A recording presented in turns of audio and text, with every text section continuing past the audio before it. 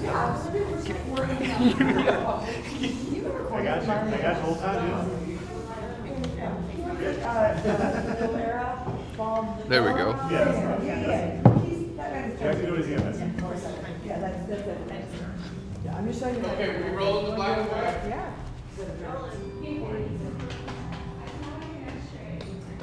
Hey, do you know where one extra set of headphones might be?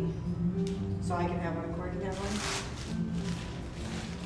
Like those fancy ones that something? Is someone washing the windows just now? Doubt it. Are there windows? Can I hand you that so I can show them back and ask you? I've had enough face things today. Hey Mike, are you gonna use these to do the broadcast? Nope, no. Are you sure? I am sure. Okay, I was doing, well, Yeah. I did this for a little bit, right? Yeah. Thank you so much.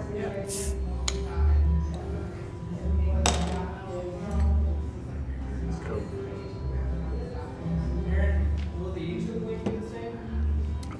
Angela, is the YouTube link the same? Do you know? Try going live right now, cause is it public now? We're public now? Cool. Is there audio, by the way? We probably want to cut the audio if there's any audio going. And mute everything.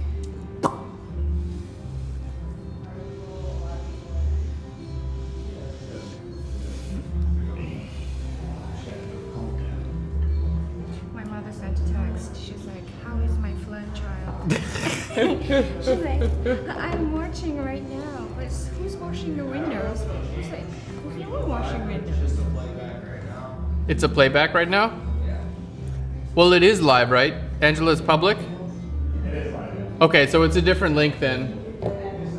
Seth, can you hook it up? We need a different link, please, for the embed. Okay, so we're starting this live broadcast, so anyone, yeah.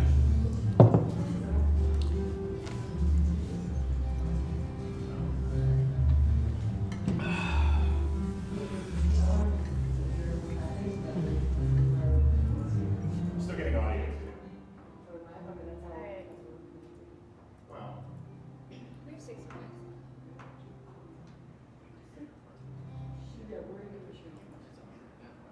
People can hear us and see us. Are you still getting audio?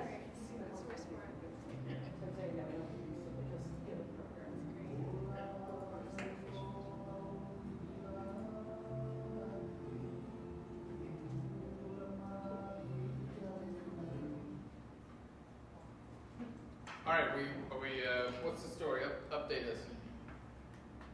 We're just hanging out, waiting for. Yeah, we're just looking to let people like filter in the chat room. Yeah. Okay. Cool. About 2 minutes until we run that trailer. And 2 minutes until we run the trailer. 5 minutes you guys run. So Sheree and I can just kind of hang out.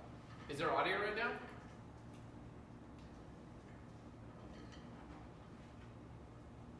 We don't know. I can always hear it on my end, so I don't know. Oh, you can always hear it on your end? Okay. Yeah, there's audio. Okay. There is audio coming through?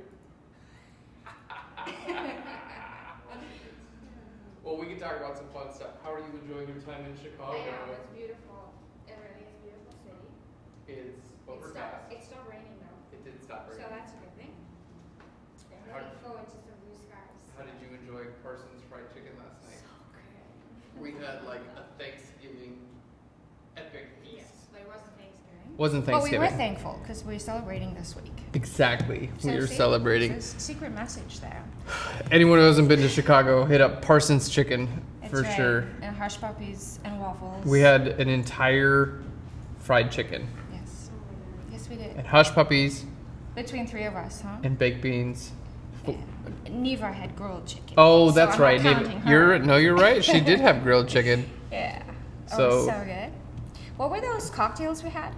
Negroni Negronis. slushies And that had Campari in it. and Campari. Yeah. Amazing. Amazing. I don't know if We had a the few of those. I know. I don't know if the orange in it was better or.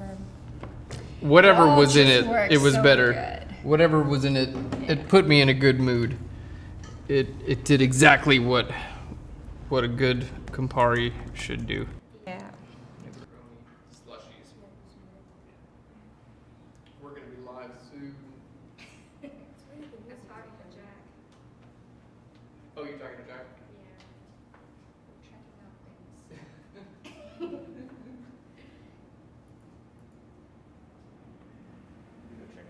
is a delay too, so it might. So I have to drink my Coca-Cola, but I usually go off camera to do it. No, I'm good. I'm just doing this. I got a mug actually. I got one. This is my other drink. Maybe you're gonna have to take over and teach Photoshop. Excuse me? I don't think there's audio. Yeah, I just stopped it.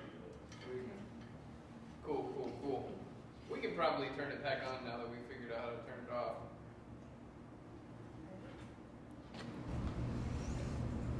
Still no music. Alright, yeah, I stopped it. Okay. All right. So we'll go through. They're gonna play a little ad, and then we'll do some house cleaning stuff, and then you'll do your introduction, and then we'll be good to go. Sounds good. Delicious. Right. All right. And Angela, if you can kind of update us on what's going on. In the meantime, we're just hanging out, being Beautiful. beautiful, being really cool Photoshop people. I gotta grow taller. We can get you a little booster. Yeah. You Next want- one. Next one, get you. You want like a pillow? You want a pillow to sit on? But would you see it on the other side? No. Let me get you a Should pillow. I You want run one? for it? Yeah. Yeah, I'll get you one. You want 2 pillows? No, don't be so rude. One is great.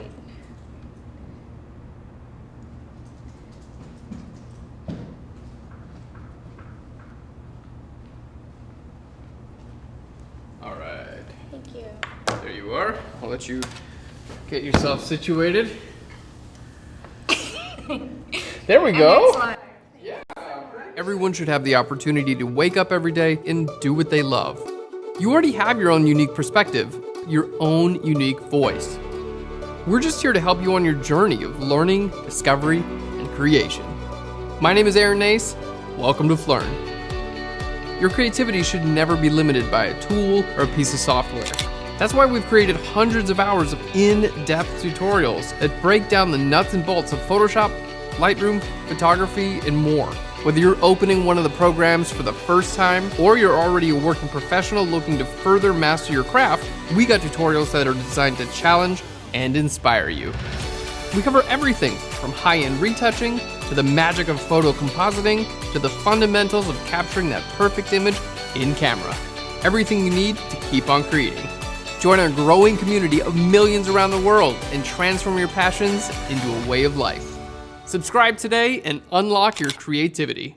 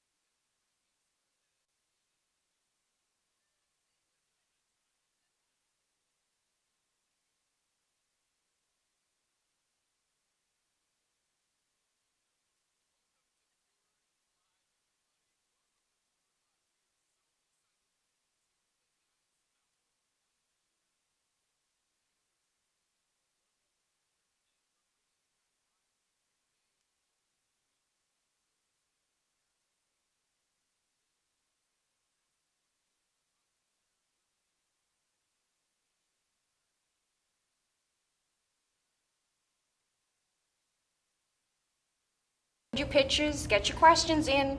Aaron's here to answer them. All right, is our audio working now? Okay, let's do it again. No way! And we're live! Oh my gosh, we are live and our audio is working and we are just in a really good spot. I am Aaron Nace.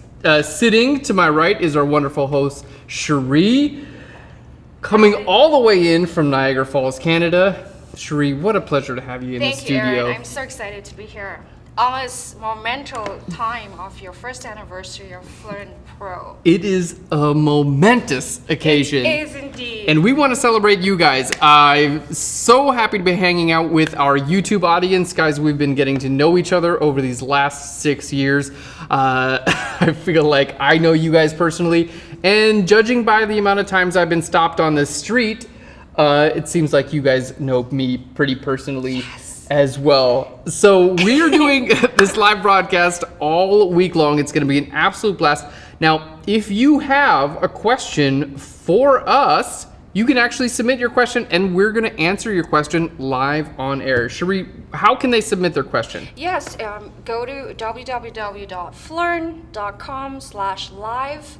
Upload your pictures, get in your questions. Erin's here to answer them. Exactly. Yeah. So my wonderful co-host Cherie is going to be reading the questions and I'm going to be answering your questions here live. It's going to be an absolute blast. Cherie, do you want to do your little intro time? Sure, I can. Your little intro? So, welcome everyone. We are live in the Phlearn studio here in Chicago. This week's broadcasts are very special because we're celebrating the first anniversary of Phlearn Pro. I'm a Phlearner from Canada, and my name is Cherie Jetter. I'm also known as Cherie Photographer at Heart on Instagram. With me in the Phlearn studio is Erin Nace. He's our founder and educator and conceptual artist that we love so much.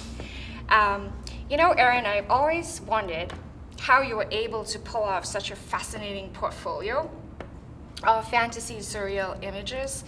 And I've given it so much thought and I've come to the conclusion that your creativity lies in your hair. In my hair? In your hair. Guys, Erin has changed his hairstyle 21 times in the last 7 years. What do you think of the current hairstyle? But it's working. Yeah? Yeah. It's working? It's working. Do a flick. Yeah, it's working. The curl moved. Nice. So guys, we're ready to start. It's so good to hear from you. Keep those messages coming, keep those questions coming, keep uploading your pictures. And are we gonna start with our first question? Yeah, let's get into it. ready to roll? Let's get into yes, I Okay, am ready. Let's this do is some from- Photoshop. Yes, Maximilian from Colorado. He asks, lately I've been hearing tons of pro photographers talk about how they were published within the 6 months of picking up a camera.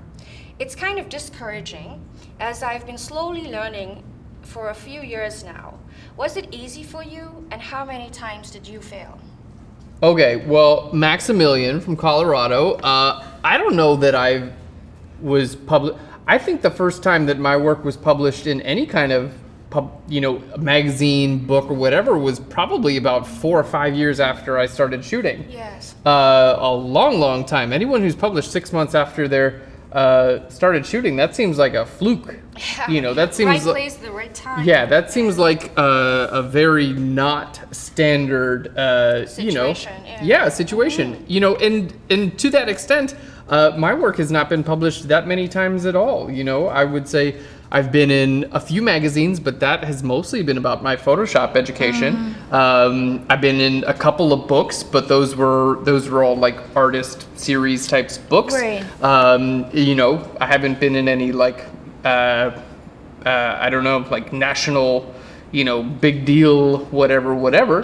So I would say if you haven't been published yet, that's probably pretty normal. And for those folks who are getting published super early, that's good for them. But I don't think that's the norm. Yeah. Not only that, but getting published in a book or a magazine is not the only way that you can have your work seen. These days we have the luxury of the internet and social media, and you can get your work out there using those publications, and you have complete control over that sort of thing.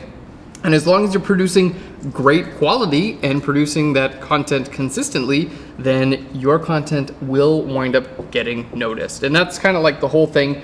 Yes. With Phlearn, we just from like day one, it's like people ask me about Phlearn and the history of it, and it's like, when did you get your big break? Like when did you guys get super popular or whatever? And it never really like happened. It was just like I started making videos like 6 years ago and just kept doing it, just kept, you know, and like growth has been slow and steady the entire time. Yes. There's never been a big break. There's never been a giant breakthrough. There's never been like a explosion. If I remember well, I think you started self-publishing. Yes. With your 365 portrait project. Yes, totally. And that's how you got noticed. That's how I got So, noticed. Yeah, I was putting my photos on Flickr.com, which was Yes. really big back then. Now Yes. it's, you know, Not so much. not so much. Maybe coming back. Smug Mug just bought them, Yes. but yeah. Anyway, keep creating great work. Yes. Just put it out there, and someone will wind up noticing. I That's promise. right.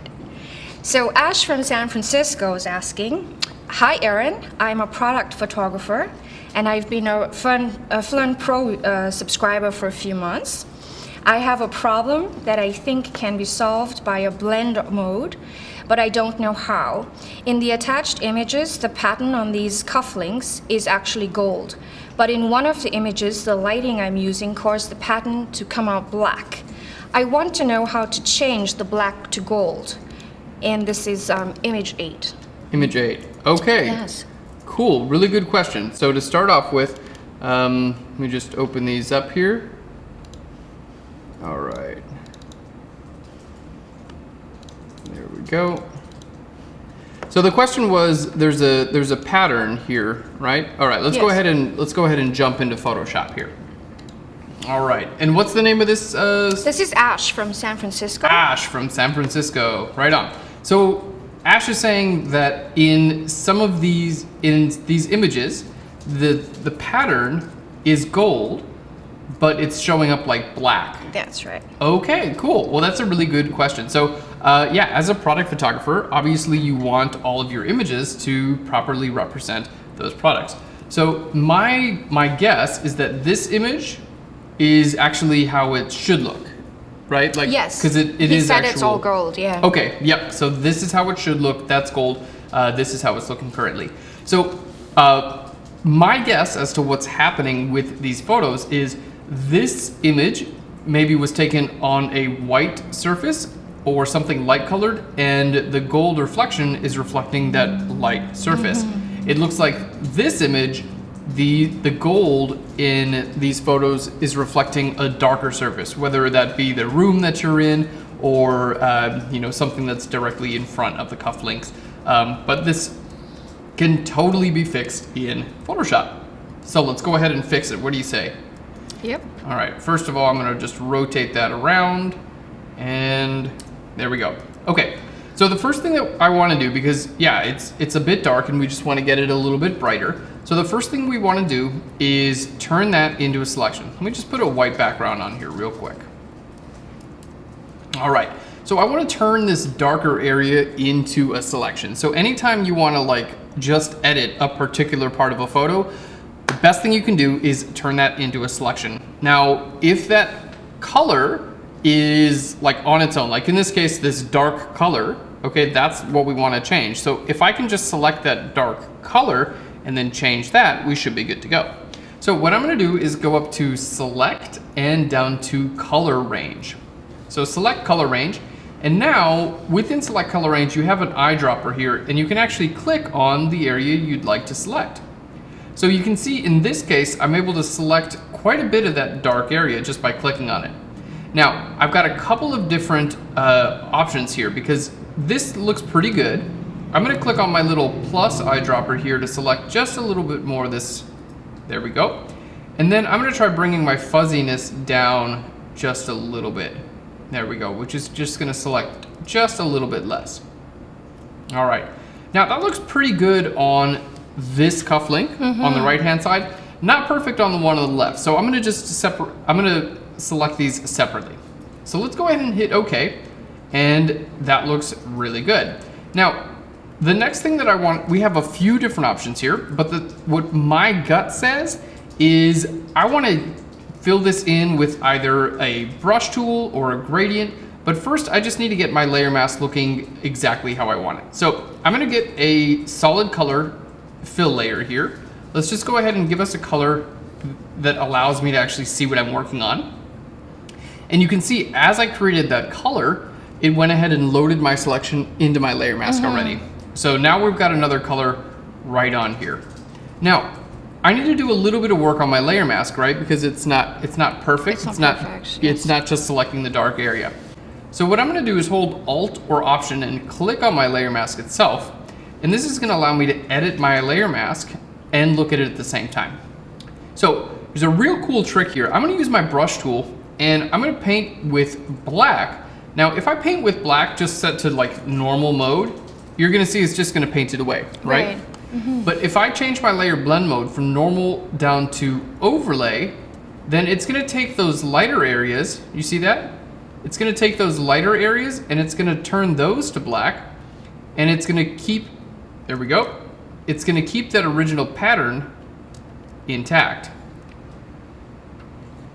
Now I can go in here and just be a little bit more refined if I need to be. Let's change my brush mode back to normal. There we go. And I can go in here and just make sure my layer mask actually, you know, is just covering up the area that I want, because after all, we only want to wind up affecting the design in these cufflinks. There we go. Now I'm obviously doing a live broadcast here, so I'm not going to spend like 20 minutes getting it perfect, but let's go ahead and just clean it up just a little bit more. I'm going to just use the polygonal lasso tool here. There we are. And I'm guessing this part isn't part of the design, so I'm just gonna select that and then fill that with black as well. All right, so it looks like we've got a pretty good selection here on the right-hand side. And as we can see, that's filling that in. Let's just make sure this area is also filled with black, because it looks like we just need the design selected, so it's filling this other area up too. All right, so let's go ahead and fill that with black. Now, in this case, this cufflink we want to do slightly different. So I'm going to go ahead and make that invisible. Let's click on our same layer again. Let's go to select and then down to color range. Same deal, we're just basically doing it again based on this image, based on this cufflink instead of that one. So we'll go with our little plus icon. There we go. Let's go with our little minus here and see if we can just minus some of these out. There we go. All right, let's just reset that because it was kind of not doing exactly what we wanted. All right, so we'll select based on that color. Looks pretty good. So let's go ahead and hit OK. And now with that color selected, all right, what we're gonna do is I'm gonna go to this layer mask, I'm gonna invert it, and then just paint black right over here. And that's just gonna hide, sorry, that's just going to show just the, there we go. There we go. Let's do this one more time. Select color range. So basically I'm just trying to make this area into a selection. That's my primary goal here. There we go. And once I have that as selection, I've got this on my layer mask. All right. We've got this on our layer mask, and then in just a second, we'll be ready to actually fix this. Perfect. So you can see I'm spending a bit of time, you know, getting my layer mask right. Perfect. And now that our layer mask looks pretty good, it's not perfect just yet. We could spend a little bit more time, but it looks pretty good.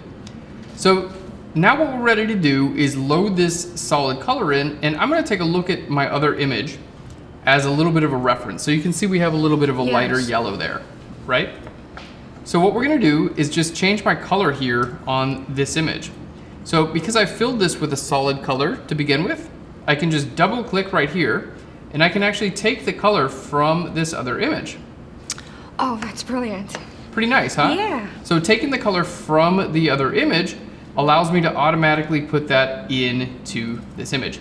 Now, there are a couple things that I do want to mention. You know, first of all, it is gold, right? It is a surface that is going to reflect surfaces.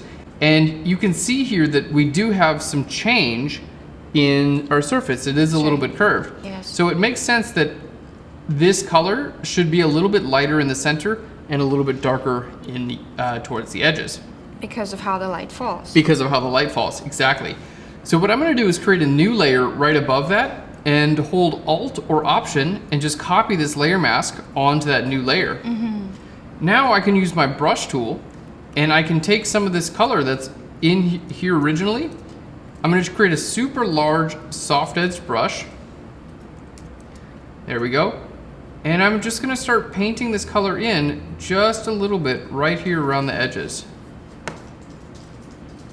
And my goal here is to kind of get a little bit of that sheen in there. You know what I mean? Like make it look as though it's actually getting darker around the edges just a little bit and then lighter in the center. Let's go ahead and grab a lighter color here and have this kind of shine through in the center there. There we go. So we can see now we're able to give it a little bit more of a three-dimensional appearance. All right. So if it was convex, you do the opposite. You would do the dark opposite, in the center exactly. and Dark in the center, Yes. and then light towards the edges. Exactly. That's a good point. So I'm just gonna let it get a little bit darker in the edges and a little bit lighter towards the center. Yeah, this is a little bit tricky. Yeah, I can definitely see where you wanted some help with this, because it's definitely a little bit tricky. All right, I think that's looking pretty good. It's not looking as good as I would like it, honestly. I'm gonna try one more thing, and this is using channels. So I'm gonna go to Window and down to Channels. There we go. Now your channels will allow you to make selections based on light and dark information as well. So I'm gonna go look through my different color channels, through my red, green, and blue, and I'm looking for the most amount of contrast between light and dark. So let's go ahead and duplicate our red channel. I'm going to use levels on my red channel to make our lights just a little bit lighter. And our darks, I want to make those darks a little bit darker. So basically this is going to help me out with my selection. Really, really similar method to what I was doing with select color range. Just trying to get a little bit more of a like stark transition between light and dark. Great. So let's go ahead and load that in. And now I'm just gonna go ahead and paint with some lighter colors. So let's go ahead, I'm gonna click that on my layer mask, and then we're gonna paint with some lighter colors here. There we go. Perfect.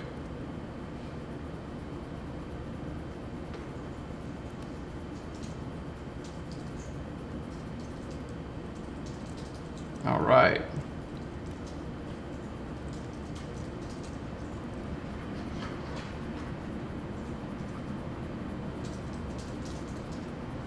Yeah, definitely looking good.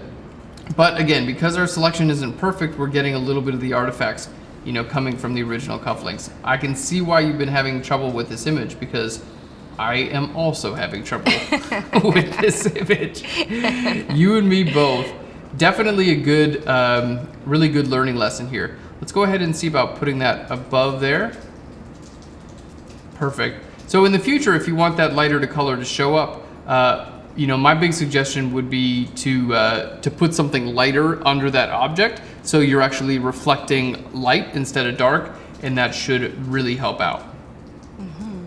All right. Very, very cool. Let's go ahead and just sample that color and kind of paint it in. So we're definitely getting there. Yeah, anytime you're dealing with reflections and metallics, they can be really, really tough to photograph, and they can also be really tough to retouch as well, because you're dealing with a lot of reflections and a lot of change in light over a short area or a small area. All right. Well, it's not absolutely perfect, but I hope that at least helped you on your way. Let's go ahead and take a look at our before and after. So I'm gonna make these invisible here. There we go. Here's the before, where you can see it's just a very, very dark reflection. And there's the after, where we lightened everything up. I think it could even get lighter, honestly. So I'm just like, the perfectionist in me is like, keep working on it, Aaron, you can do it. There we go. Go a little bit lighter, and that can, yeah, there we go. We're starting to match match this guy a little bit better. Great. Yeah, I do Good like question. the left ones. Very good. Bravo. Good so question. the next question I'm excited about is All right. from my fellow Canadian Annette all right. in Another Edmonton. question from Canada. Yes. Right on. And she has a question about a baby picture. Mm-hmm. She says, this is a really bad baby photo of my daughter from Okay. years ago. Sadly, this is the only one I have. The ink seems to have separated, leaving quite distinct lines of color. Any tips on how to salvage such a mess? And color banding in general. It's image 10. Okay. Oh, Image she's 10. a cutie. Yeah, total cutie. All right. So the question was, we want to work on some color banding, and Yes. we want to do some general retouching as well. Yeah. So my first suggestion is, anytime you have, blemishes like this, I mean, these are not traditional skin blemishes. However, all these little marks and scratches and things like that, all that can be fixed with the spot healing brush tool. So I'm gonna go ahead and start by creating a new layer. We're gonna grab our spot healing brush tool, and I'm gonna start in by painting right over top of all these little scratches and blemishes. And how the spot healing brush tool works is it actually analyzes your photo and tries to fill in that area with texture that it thinks is going to work a little bit better. And I'm just going to go all the way up to the top. I think that, there we go. It's just going to extend it up that way. Bring it down here as well. All right. And if it doesn't do a perfect job, usually what I'll do is just paint over it again, and then it usually does pretty well. Okay. So that's off to a pretty good start. We got rid of quite a few blemishes just with the spot healing brush tool. So the next thing that I would recommend doing is, I imagine she said there was color banding, or like... Yes, she said there was color banding she wants to remove. Okay. And just generally improve the picture. Is that, if I'm to understand that correct, is this here in this color banding, is that what I'm... Well, she doesn't specifically say, but I would agree with you on that. Okay. Well, I'm going to assume that these, colors here in the background Yes. are what you want to take care of, and then some over top of the face as well. So for the background, my recommendation is to use a brush tool and sample the color you want and paint right over the color that you don't want. So I'm going to hit B for the brush tool and sample the colors by holding Alt or Option. There we go. And now I'm going to simply just paint right over top of these areas that I want to remove. So oftentimes when we're working in Photoshop, we think, Photoshop has all these wonderful advanced tools. I need to use them. And it's amazing what you can do with the brush tool. Simple tools can often totally fix, can totally fix your issue. So my suggestion is, Master the brush tool. master the brush tool. If you can use the brush tool, you can really do a lot in Photoshop. So you see there, I kind of painted over top of the baby's face just a little bit. Yes. So what I'm going to do is now create a layer mask on that layer, and then just mask that out. So anytime you're doing any kind of painting like this, where maybe you need to paint over the background, my suggestion would be to paint a little bit, like paint more than what you would need, and then just mask it away. And that keeps us having like a really nice smooth gradient from one color to another one. That's a great tip. There we go. We can just kind of mask that away, and all right, just turn that off and on and make sure it's visible. There we go. So that's the method I would recommend doing, rather than sometimes people will like try to get small brush it, like, do this and then grab a small brush and then just like try to go right to the end, and they'll do something like this, and then, and then you get something like this where it's kind of like you can see the edge of it. That's right. It's hard, hard edges. Yeah, a little bit harder edges. My suggestion would be to paint with a larger brush, just kind of get that whole area with a nice soft brush, and then just mask it back into just where you need it. Okay. Beautiful. So now let's go ahead and work a little bit on the color here. And there are a few different things that we can do. So my suggestion is, because there's a little bit of a magenta cast here, I'd like to target that color. So let's create a new layer. I'm gonna create a hue saturation adjustment layer, and I'm gonna see if I can target just this color. Okay. So with the hue saturation adjustment layer, you can choose whether you'd like to edit all your colors, or you can just choose specific colors. So in this case, I want to target my magentas. Now with my magentas, I'm gonna go ahead and use the eyedropper tool and then target just the areas that I think we actually need to work on here. So let's target this area. Now visually, I can't really see anything because it did target that area, but I can't exactly see what it's affecting. So my general tip, just to help you see what you're actually affecting, is I like to bring my saturation up and my hue up. And this just kind of, it's like a highlighter pen. Right. You know, it's not gonna stay here. This just keeps you like, it shows you what you're gonna actually affect. So now what I can do is I can take this slider down here at the bottom and I can bring this to the right or the left. And this is gonna help me just target specific colors. And in this case, going, you know, right to about there, this is gonna help me target that magenta color. Very good. All right, so let's go ahead and bring our values back down to 0 here. And now we can take our hue slider and I can take this and move it to the right or the left. Let's make this just a little bit bigger here. There we go. I can take my hue slider and bring it to my right or left, which should help out with the hue just a little bit.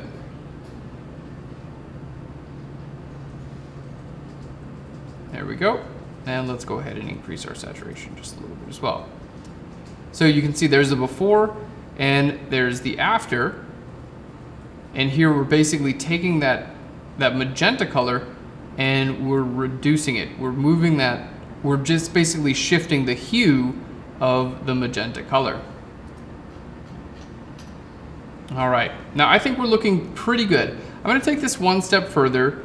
We're gonna take a new layer and I'm gonna use my brush tool again, sample these colors, and then just paint right over top of here.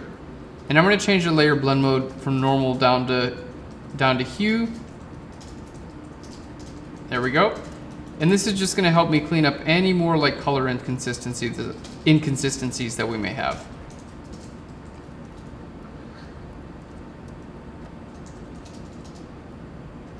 All right, cool, we're looking better. Now, I do want to work just a little bit in general on this color because it's definitely better than it was. You know, we've lost a lot of that magenta coloring, Yes. but we could still use a little bit more natural skin tone. So what we want to do, and there are a few different ways to do this, I'm going to try first the selective color adjustment layer. So with our selective color adjustment layer, you can target colors. In this case, I'm going to target my reds. And here you can increase or decrease your cyan levels, your magenta levels, yellow levels, and your black levels. Okay, so this is a really, really great time. Anytime you have skin tone that just isn't really that nice, you know, it's just like slightly off, then you want to use your selective color adjustment layer. So I'm going to bring our cyans down just a little bit because these sliders, I wouldn't even bother looking at the words, honestly. Just take the slider and play and move it to the right, and if it looks better, that's the direction you want to go. Move it to the left. If that looks better, that's the direction you want to go. And just, you know, if you think it looks good here, just take it down just a little bit. So basically, I'm just gonna, you know, work with these sliders just a little bit and, you know, bring something that's just gonna look a little bit more, just a little bit more natural there.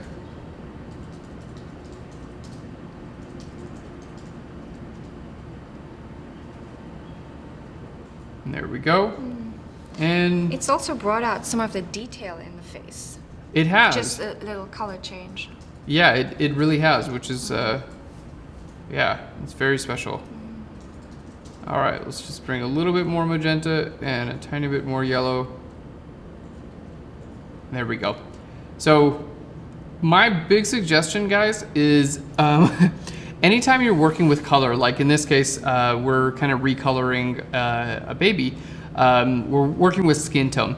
So my suggestion, anytime you're doing any recoloring, is take a little bit of a break. So get it to where you think it looks good, and then go get a cup of coffee, go to the, you know, just go do something else for 10 minutes. Like, don't look at it at all for 10 minutes. then come back and take a look at your image. And if you're like, okay, this looks really good, you're done. You're done. You're Yes. good. But most often, I'll get something like, I'll think it looks good, right? I'm like, okay, I'm done with this. It looks really good. I'll take a break and come back, and I realize I have more work to do. Sure. I also recommend having someone else look at it. Having someone else look at it, you know, With fresh eyes. With fresh eyes, exactly. Because sometimes I'll have a friend come over and they'll be like, yeah, but it's too yellow, and I'm like, oh, it is too Yeah, I yellow. didn't notice. You know what? Because you're looking at it for so many hours, you're not seeing anything new. Exactly. Yeah. Exactly. Happens all the time. Color is so subjective. Yeah. So anytime you're working with color, take a break, get a friend to look at it. Like, that's the best way to work with color, because it's like you can go blind, you know, like you stop seeing what's wrong. You just see how it is. Yeah. Like, I just took a break and I'm looking at this now and I'm like, oh, you know, it's too magenta. So I'm going to pull down our magenta just a little bit. So just doing stuff like that is going to help out. There we go. Let's add a little bit of saturation, just a little bit more color. There we go. And let me pull down the reds just a little bit. So just taking, even just like taking that break and talking with you, going back and seeing like, okay, you know what? I did need to adjust it a little bit further. Just a little, yeah. Yeah, yeah. So, okay, let's go ahead and take a look at our image. I think we're looking really, really nice. There we go. Let's go ahead and group all of those layers together and take a look at our before and our after. Okay, so here's our before. Let's just make that a little bit bigger. There's our before and the after. Nice. I think we're looking really, really good. Still, I'm like, you know what? The yellow, it's like still just a little bit too yellow. Maybe bring my saturation down. I'm like a perfectionist type of person, especially when it comes to this sort of thing. So that's like, I recommend, you know, when you're looking at color and working with color, just, you know, come at it with fresh eyes a couple of times. Yeah, that's looking good. I'm gonna lower the saturation in the shadows just a tiny bit. I think that's gonna help. All right, so let's grab a hue saturation adjustment layer. I'm gonna lower the saturation, and then I'm gonna double click here on the layer to bring up my layer style. And I'm gonna restrict this to the shadows, because I just want, that's one tough thing about coloring too, is that your highlights and your shadows, they're less saturated than your midtones. So if you're coloring something in Photoshop, you just have to remember that as well. Yes. So I'm gonna hold Alt or Option and click and drag from the right to the left, which is just gonna restrict this layer, make it not visible in the highlights and just in the shadows. There we go. Let's go ahead and bring it a little bit further here. There we go. So you can see it's pretty subtle, but it's just restricting the amount, it's restricting the saturation in our shadows. So like you can see it here in the cheek. All right, I think we're looking pretty nice. Yeah, I think Annette's gonna like this. She can now fix her only picture of a little baby. How nice. And I'll go ahead and save this too. So if you want it, we'll send it to you. That's great. Yay. Cool, great question. Yay, super. Now we have Tony from Virginia. Okay. It's image 13.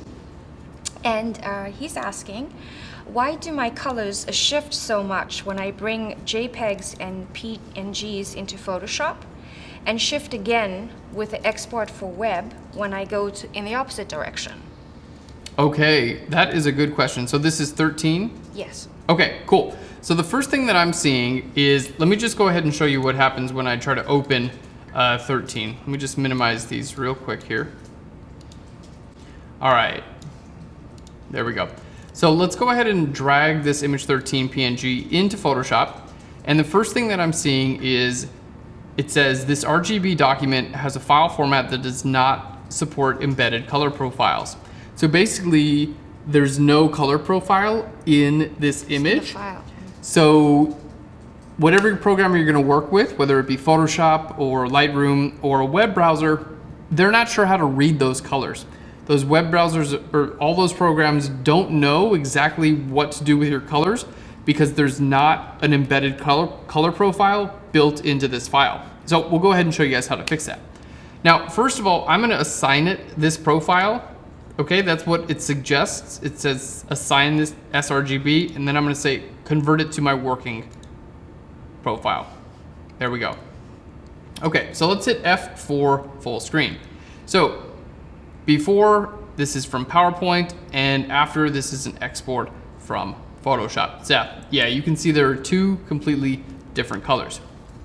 Okay, so basically what you want to be sure is when you're working on your document, you want to be sure you're working in a color space that is either Adobe RGB 1998 or you can work in sRGB as well. Now I prefer working in Adobe RGB 1998. It's a larger color space, meaning you have access to more colors. Whenever it comes time to save out for the web, you want to be sure that you're saving out in sRGB. Now this could be one of your problems here. This is your slide that's coming from PowerPoint. So maybe if you saved your image directly from PowerPoint, it makes sense that it's not going to have a color profile associated with it because PowerPoint is not an image editing program. So if you can work on your images in Photoshop, you can make sure that they have the correct color profile assigned. So if you want to get to your color settings, you want to go to Edit and down here to your color settings. Okay, so here in your color settings, there are a couple of options that I suggest turning on. So these options right down here, whenever there's a profile mismatch, ask when opening, ask when pasting, and ask when opening for missing profiles. I suggest turning those on, and that'll just get you a little bit better idea of what's going on with your files and the color space that they're in. Now, as far as your working space is concerned, right now, because I'm doing a lot of work for the web, I have my current working space set to sRGB. Okay, so that way the colors that I see are the same colors that are going to be on the web. Now, when it comes time to export your images to the web, you want to make sure you're exporting in sRGB. That's super important. So I'll show you how to do it because I know this is a lot of technical stuff, but basically when it comes time to export your images for the web, here's what you want to do. Go to File, go down to Export, and then right over here to Save for Web. Okay, super important. So File, Export, Save for Web. And the reason why that's important, let's just choose a JPEG here. The reason why that's important is that here we have an option in Photoshop that says Convert to sRGB. Okay, so Convert to sRGB, this means it's going to put it in a format that the web can read. So internet browsers like Firefox, Chrome, and Safari, they all use the color profile sRGB to read your images. So if you save your image in a format that's different, or if you save your image in a way that doesn't have a color profile associated with it, the web won't know what to do with the colors in your photograph. So by putting them in Photoshop, by making sure you convert to sRGB when you export, that's gonna make sure that they're gonna look right on the web. Now, I'm gonna click this little preview button here on the bottom left, and what this does is it actually opens up a preview in the web. So you can see, here's just my little preview. You can see how our images look, and basically what I see in this preview is exactly what my images are gonna look like on the internet. So I can go back into Photoshop, I can hit save, and we're good to go. I'll know that exactly what I see in that little preview box is what people are gonna see on the web. Good. Cool. Cool. Did that answer the question? It sure did. Cool, I hope so. Yeah. I hope so. I know it's so confusing. Color profile stuff is like... It's so complicated. It's it really so complicated. Yeah, it's like figure it out. Yeah. You know, I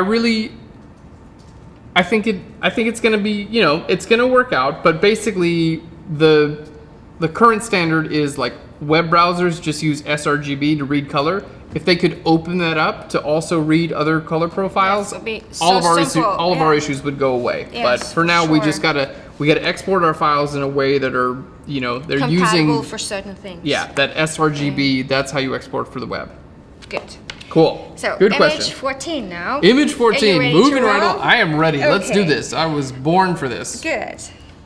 We have more Sean from Washington, D.C. Is there any way to remove sun glare, lens flare from pictures? I have tried everything, and I feel his pain here. I really do. Yeah, you too? Yeah. Yes. Okay, great question. Sun glare, lens flare, yes. Those sort of things can be removed from your photos. Yes. Depending on your image, it can be difficult. Very It difficult, can be yes. tough. Yeah, I mean, because basically it's just like putting something in front of your photo, right? So if I just like put this in front of you and it's like remove this hand, like that can be labor intensive. Sure. Okay, so I went ahead and brought in remind me who this is? This is Marshawn. Marshawn. Okay, so I went ahead and brought your image here into Photoshop, and this is the sun flare that you're referring to. All right, that's my guess anyway. There we go. Let's go ahead and highlight the sun flare that we'd like to remove.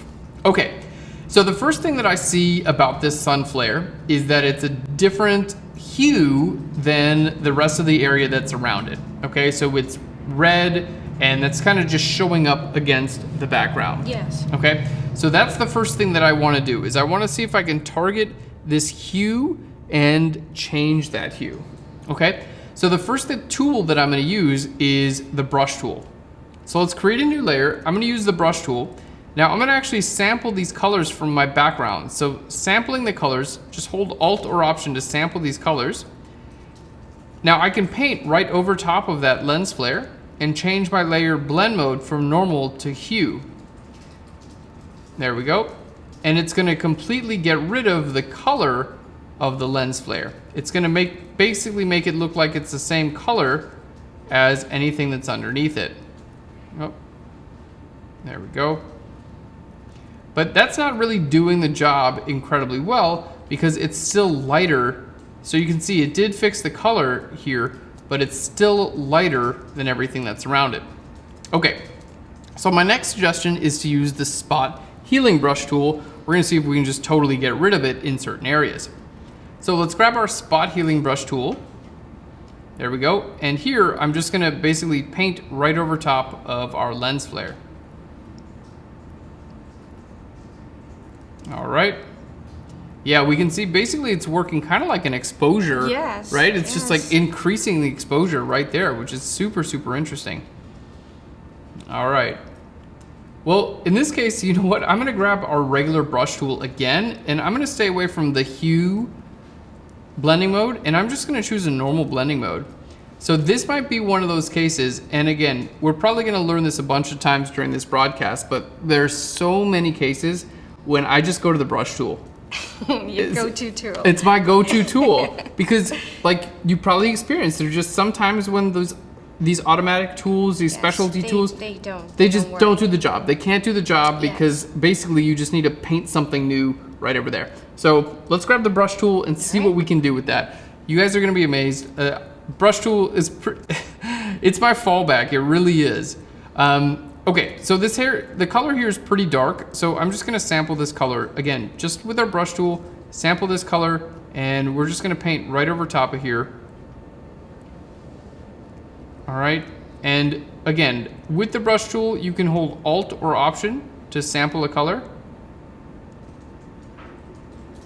There we go, and simply paint it in.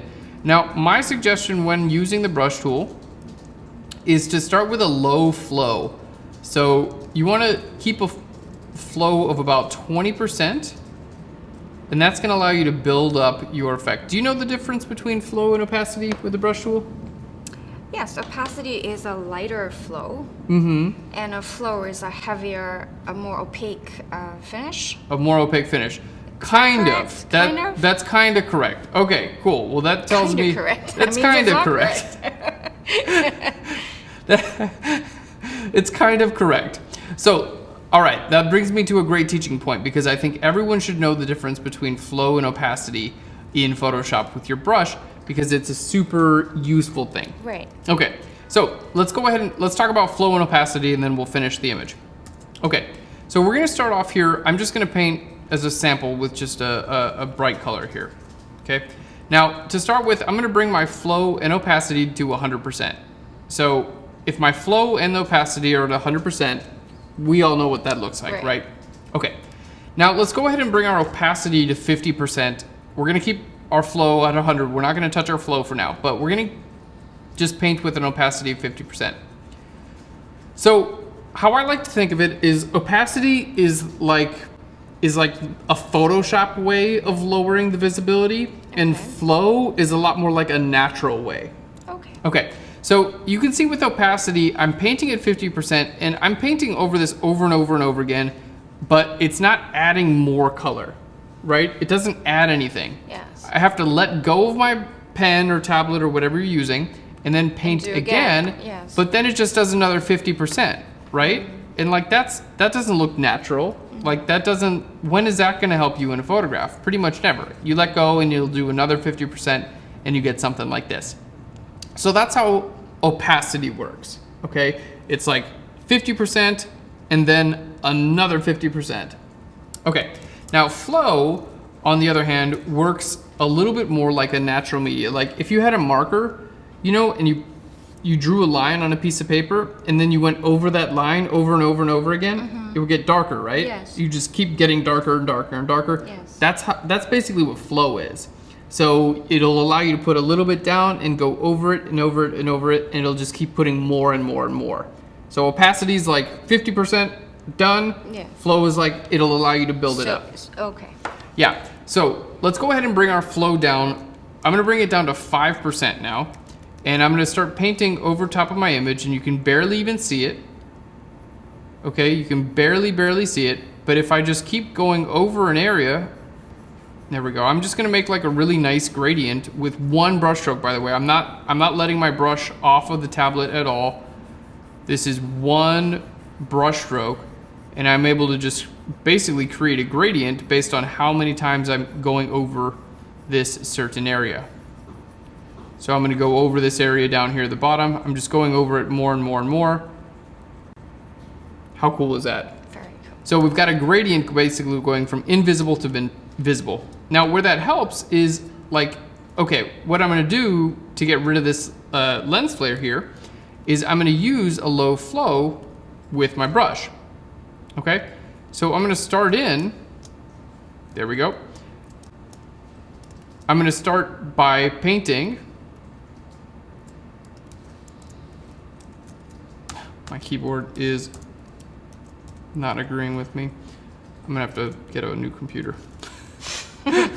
My keyboard, my control key sticks on my computer, which is like, I use that all the time. Often used key. Okay, so with my flow really low now, what I'm gonna do is sample colors right around the area that I wanna paint. So I'll just sample this color and paint it in there just a little bit.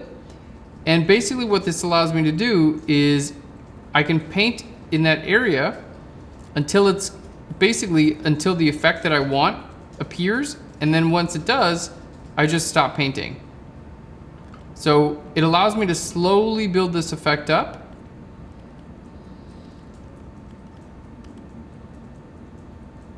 Until it looks good, and then I just simply stop.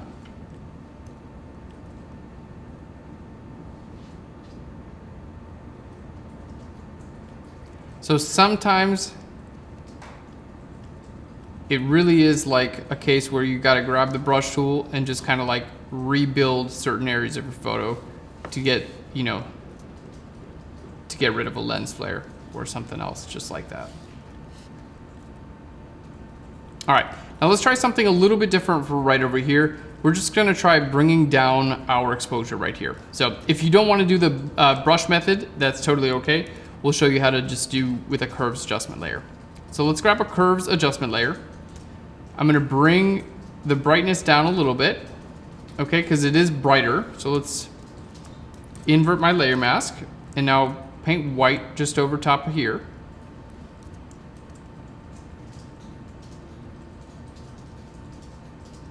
Okay, so basically just like making this area a little bit darker so it kind of fits with what else is going on. There we go.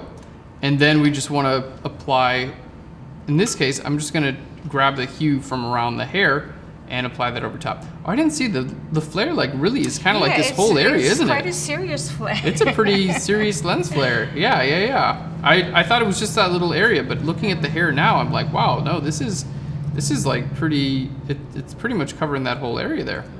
Okay, so let's go ahead and grab this color here from the hair. I'm gonna paint over top of this area here, and we're just gonna change this from normal to hue.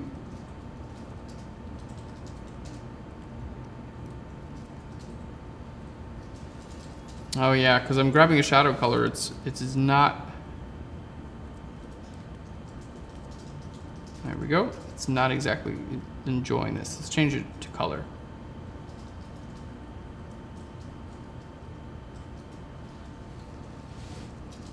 Is it getting purple? It is getting a little bit purple, and the reason is the shadow color is just a little bit. Like if I were to increase the exposure. It's like a little bit purple in the shadows there, as you can see. That just happens with lenses and stuff like that sometimes, but that's not a problem because you can always fix that just by sampling a different color. Okay. There we go. And we'll just pop that down to color as well.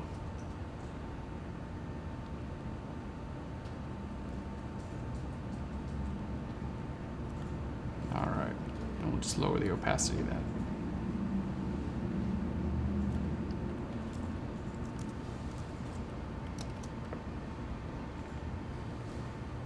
I feel your pain, man.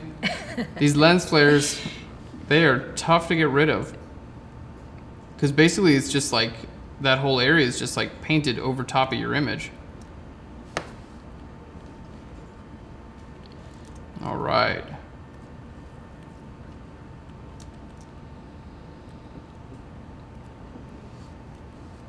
Looking good. Let's just darken this area just a little bit more, and I think we're gonna look pretty good on there. All right. Another curves adjustment layer to kind of bring that darker. Invert your image, or your layer mask rather.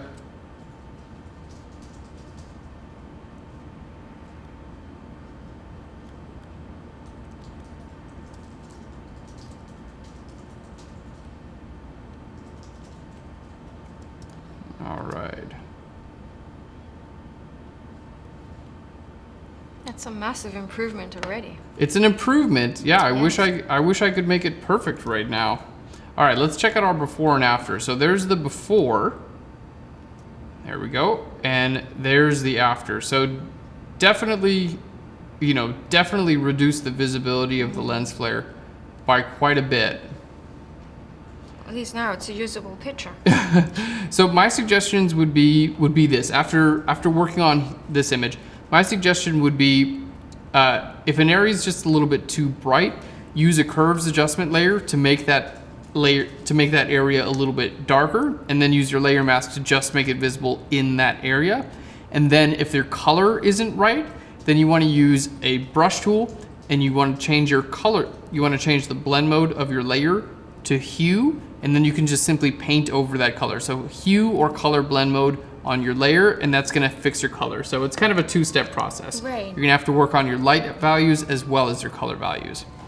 Yeah, super tricky. I know, I wanna figure out like the perfect one for this. What'd you do, Sri? I don't know. Do they find me? Is that the Can I retouch hide police? under the table? Don't tell them where I am. Great question, great question. I'm sure I wanna spend like an hour more on that and get it absolutely perfect, but I think we managed to do a pretty nice change in a couple minutes. It's beautiful. So much better now. So much better. Yay, Cool. Rashawn. All right. Thank you so much, everyone, for submitting your questions. Now, if you have a question for us and you'd like to send us your image as well as your question, you can do so. Phlearn.com/live. You can watch this live broadcast as well as submit your images. And don't forget the 30% coupon for Oh, yeah. subscription as to Phlearn Pro as well as individual tutorials. So take advantage of that this week and That's right. We're join running a us in sale. the pro world. Yeah. Join us in the pro world. All right. Thank you. So we've got image 11 now. Okay. Let's go ahead and open up. We have Michelle from Toronto. From Toronto. From Toronto. She says, Erin, how would you go about making a composite in which you have to add a clear glass item into a patterned or dark background? For added difficulty, the glass item should have been shot on a white high-key background. I have run into this problem a few times and I have not been able to come up with a usable composite. Thank you. Okay, cool. So our question is, how do we composite a bottle into a background? Now, obviously the bottle is a transparent object, Yes. right? So it's going to reflect what's going on behind the bottle. You're gonna be able to see that. And we're gonna need to build in some sort of distortion. That's the real thing that's gonna help this look a little bit more realistic. Yeah, so let's go ahead and figure it out. So here we have the bottle and we have the background. So let's use our move tool. I'm gonna hold shift and click and drag from one image to another. And there we go. Okay, so a couple of things just before we get started in the actual composite that I wanna note that may help you out. And I'm not sure if, Michelle, I'm not sure if you're the photographer or if these were just given to you. But one thing that I do notice immediately is the bottle was shot fairly close with a fairly wide lens. And the background is shot a little bit farther away with a little bit more standard or telephoto lens. And the reason that I see that is because we can see the bottom of the glass there. It's kind of like going at a downward angle, and the top of the glass is going at an upward angle. So the closer you get to something, the more perspective distortion you're going to see. Now, with our scene here that we want to put the bottle into, we're not getting much perspective distortion at all. So what we're seeing here is basically the bottom of this glass, instead of being like this, to where you can actually see the ring, you would want that to be a little bit more flat. So again, I don't know, I totally realize that, sometimes we're just given these images and told to make it work. To make it work. Yeah, just make it work. I don't care how you do it. But if you are in a situation where you are going to be photographing these, just try to photograph at a similar distance and at a similar focal length, because then all you have to worry about is the composite part of it, not the perspective part of it. So I'm gonna see what I can do with the perspective. Honestly, I'm just not 100% sure what I'm gonna be able to do with fixing the perspective here. Fixing, or at least trying to correct, but let's see what we can do. So I went ahead and duplicated my glass layer because I'm gonna be doing a little bit of warping to this, and anytime I'm gonna warp something, I just wanna duplicate it because there's a chance I'm gonna just ruin it, so I wanna be able to get back. Okay. Now I'm gonna hit Control or Command T, which is gonna bring up our transform tool. And with our transform tool, you have all your different transform options up here at the top. And over here at the right, you have a little warp icon. So let's go ahead and click on our warp icon. Now with our warp icon selected, you have a few different options, okay? A few different options of how you can actually warp or transform your object. So I'm gonna try to basically pull the option that looks like it's going to do what I want. And in this case, I'm gonna click on squeeze. Okay, now squeeze will pull by default from the left and the right, but you can always click on your change orientation option, and that's gonna allow your squeeze to be pulled in a different way. Okay, so obviously that bend is just a little bit too much, so let's just pull our bend back just a little bit more, and there we go. We can see it's just looking just a little bit more like it's in the perspective that we needed for this object. So let's go ahead and hit that checkbox up there. So here's the before and here's the after. Again, your client might be like, don't do that. But in this case, in order to make the composite look just a little bit more realistic, we have to address those, perspective concerns as well. Okay. So my guess is we want to put this here on this little table. So again, I'm just going to duplicate this layer one more time because I'm going to transform it and do quite a bit of stuff to it. But let's go ahead and just transform this, and we'll say, okay, you know what? We're going to put this on this table right about here. Okay, very cool. Now the first inclination that I have is to just kind of remove this area here, because that's basically looking at the bottom of the glass. So I'm going to click on my layer mask, use my brush tool, and paint black on my layer mask just to kind of like remove that little area, and that should help sell the transformation just a little bit more. Okay, cool. Now the next thing that I'm looking at is the direction of my lighting. So let's figure out about where we want this glass, and then I'm just gonna flip the glass horizontally just to see how that looks with my lighting, because we do have a light source in here. It's on, you know, the left side of the bottle, but we have a bit of a reflection here on the right side of the bottle. So I'm gonna hit Control or Command T, right click, and we're just gonna flip that horizontally just to see if that works a little bit better. What do you think, Shuri? Looking good. That flip was super essential. Was the flip necessary? Did it help out? Very necessary, yes. Okay, cool. So we went ahead and flipped that, and I do think that we're looking a little bit better. Now, the next thing that I want to do is I want to cast like a little bit of light or shadow on our background. And that's these sirens outside. What did you do, Aaron? I know, it's my turn this time. So what I want to do is just help like get this bottle in place just a little bit more. So I'm going to hold Control or Command and click on the bottle itself, and that's going to turn the bottle into a selection. Right. So on a new layer, what we're going to do is I'm going to fill this with black. So I'm going to hit Shift Delete, and we're going to fill that with black. That's on a new layer. Okay, and then this is going to become my shadow. So I'm going to type in shadow, and that's going to go under my bottle. And then we're just going to put that right about there. Okay, now I do need a bit of a blur on this shadow because obviously it doesn't look real at all, yes. Right? So if you're going to apply a blur onto any type of objects like this, I highly recommend making it a smart object first. That way you can change your blur later if you decide you didn't like it, if it wasn't perfect. So let's right click on this layer. I'm gonna go to Convert to a Smart Object. Okay, and then I'm gonna apply my blur. So we're gonna go to Filter, Blur, and then my favorite blur for this sort of thing is actually a box blur. I find it just makes it, anytime you want something to look more photographic, I find a box blur just looks a little bit better than a Gaussian blur. So I'm gonna use my box blur. We're gonna go ahead and bring up our radius here. There we go, that looks pretty good. Let's hit OK. And then we have a couple of options here. So we have the option to lower the opacity. Okay, and that looks pretty good. We also have the option to change our blend mode. I can change this to something like soft light, and that's gonna actually blend with the colors that are in my image as well. So I think in this case, soft light actually does work pretty well. So we're just gonna use soft light, and you can see our bottles starting to integrate just a little bit better. Okay, so already we're looking better. Next thing we need to do is actually distort the glass, or distort the background that's behind the glass. Right. Okay, so how do we do that? Well, basically what I want to do is create a duplicate of my background layer. So I'm going to hit Control or Command J to duplicate my background layer.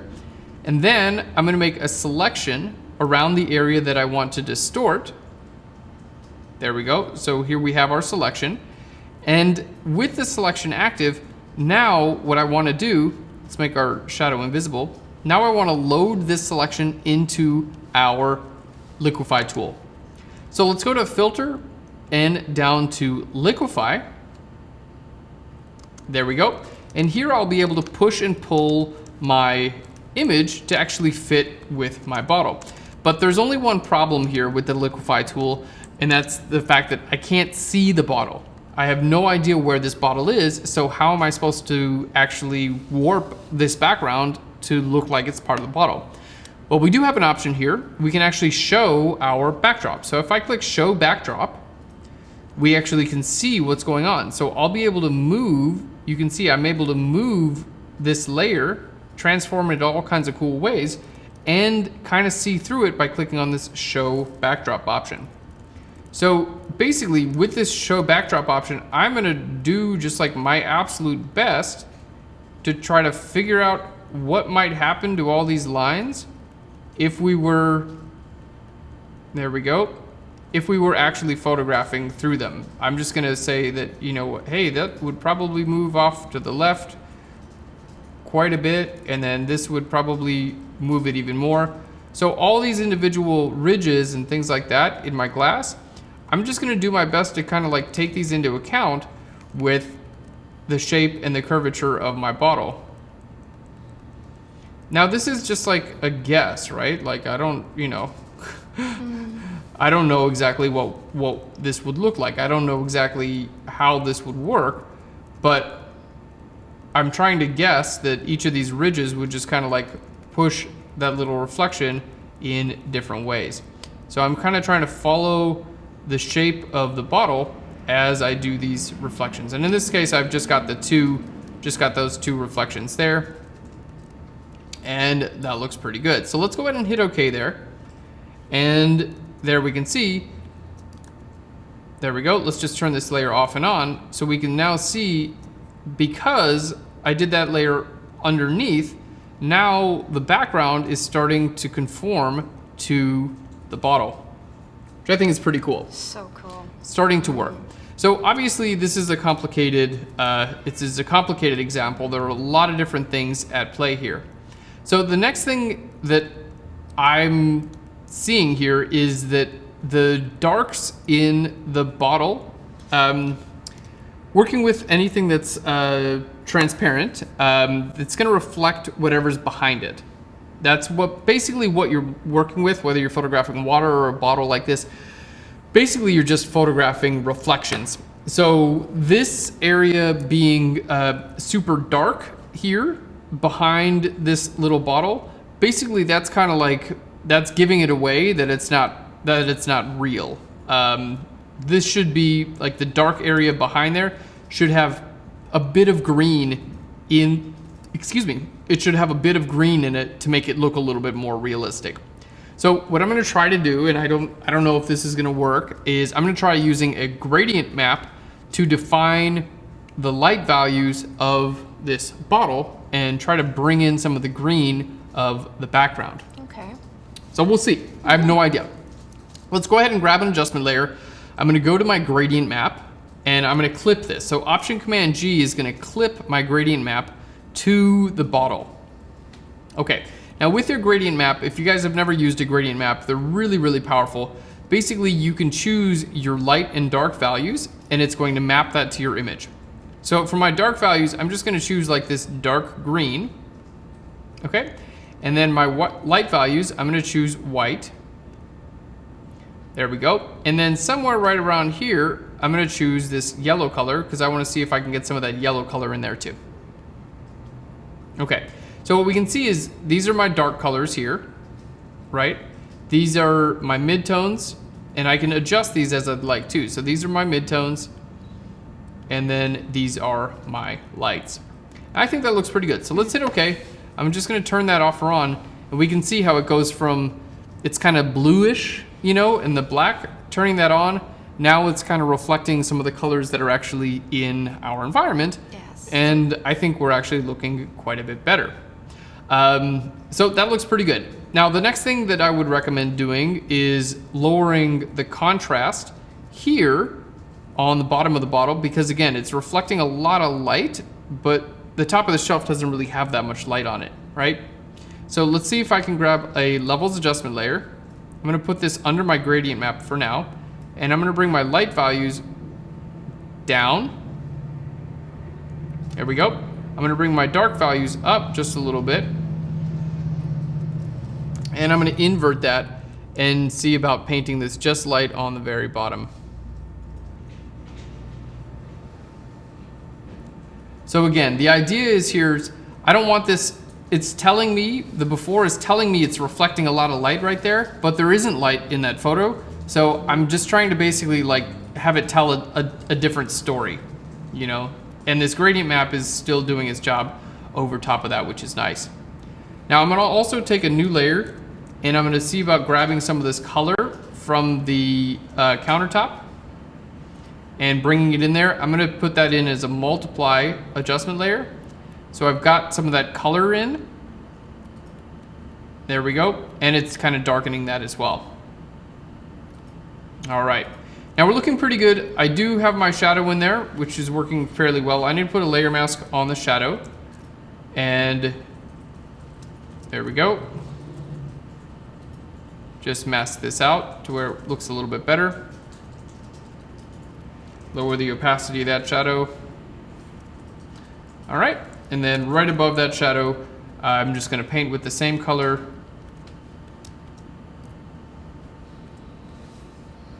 Right here. And change that to a multiply blend mode as well.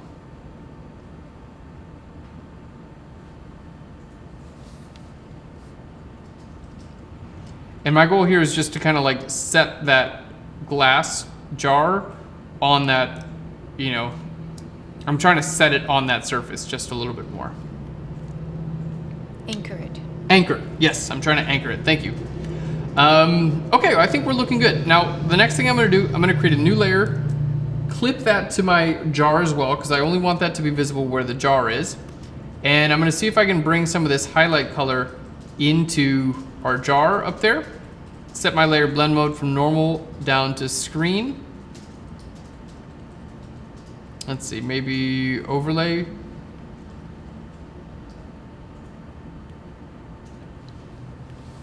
There we go. And let's go ahead and lower the opacity on that.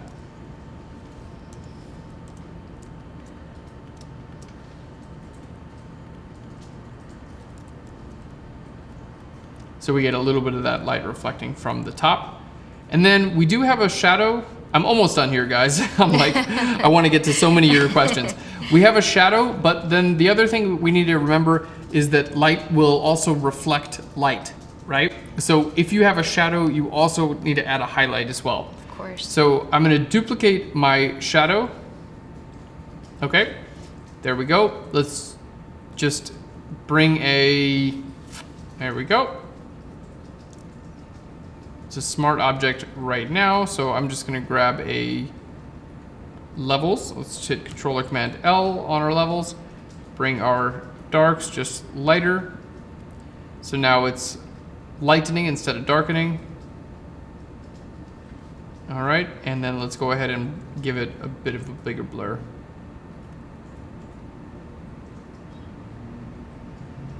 So outside of the shadow, there's just gonna be a little bit of light.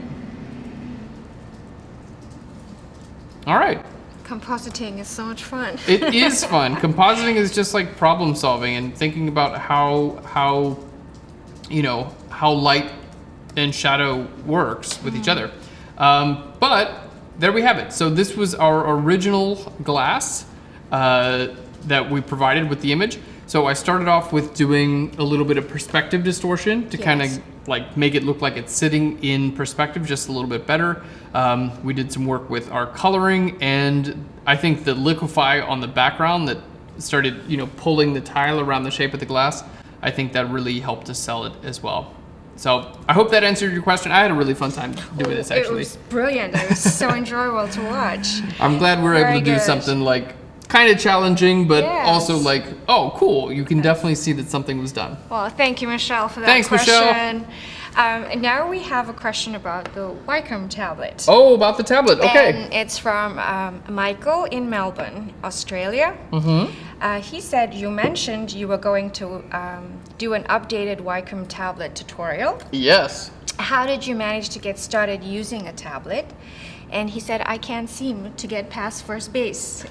Oh man, okay, cool. Well, for those of you guys who are not using Wacom tablets, this is a tablet, by the way. I'll just unplug it here so we can see. I'm gonna have to pick that up in a second. So this is it's a pressure sensitive tablet basically. So how these work, you have a little area that you can draw on, and they come with these pens. And basically, the harder you press on your tablet, you can change different options in Photoshop. For instance, you can make your brush larger or smaller, you can make your brush harder and softer, you can do all kinds of different things based on the pressure that you use on your tablet. So when I think about using a tablet, kind of like, I'm thinking like the difference between painting with a paintbrush. So this is like painting with a paintbrush or like painting with a rock. You know, that's the way that I kind of think about it. Like a mouse or a cursor. Did that mess anything up? Okay, cool. So a mouse or, you know, a cursor or a pointer and stuff like that, that's just basically on or off, right? It's like you click it or you don't. right? There's no midpoint, between. there's no in between. It's either on or off. So these tablets basically give you that midpoint. They give Right. you those areas in between. They give you finesse. They give you they give you that movement that's super critical, and they give you a lot more control. Okay, so that being said, this is a Wacom Intuos Pro small tablet. I think they're about $200 US. I would recommend getting the small size. This is the size that I use. I've been using these for many, many years. And you actually bought, what, a medium? I have a large. You bought a large. You were like, Yes. well, the large must be better. Of course, like a girl always thinks that, but I messed up this time. I really did. I use a little corner. That's all I. You just use stay. a corner. Little triangle, a rectangle. Yeah. Is where I stay, and the rest of the tablet's unused. Yeah, I do the same thing. So the thing about these tablets is your tablet size will actually correlate to your screen size. So if you have a smaller tablet, you can move across your screen relatively easily. If you have a larger tablet, you have to really move your cursor Don't a bother lot with a large. to move across your tablet.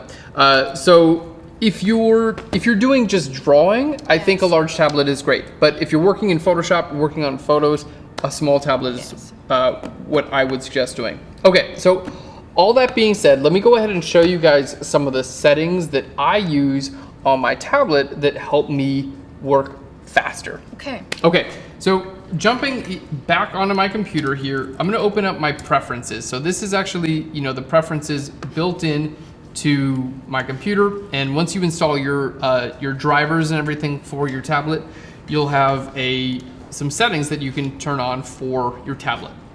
Okay, so let me just get rid of that. Okay, good deal. So with your tablet, you have a few different options. Now, this tablet in particular does have the ability to have, you can have touch on here, so you can make it like a touch display if you want. You can set all these buttons to pre-programmed, you could have this be like undo or whatever. I actually don't use any of the buttons on my tablet. Everyone's got their own preference. These buttons, I don't really program anything. So I just kind of like leave those as they are. Now touch, I also turn that off because honestly, the only thing that I want touching and inputting in my tablet is this little cursor thing, because sometimes you'll just like drag it with your hand and that'll make a mark on your screen. So Yes. yeah, so I turn touch off as well.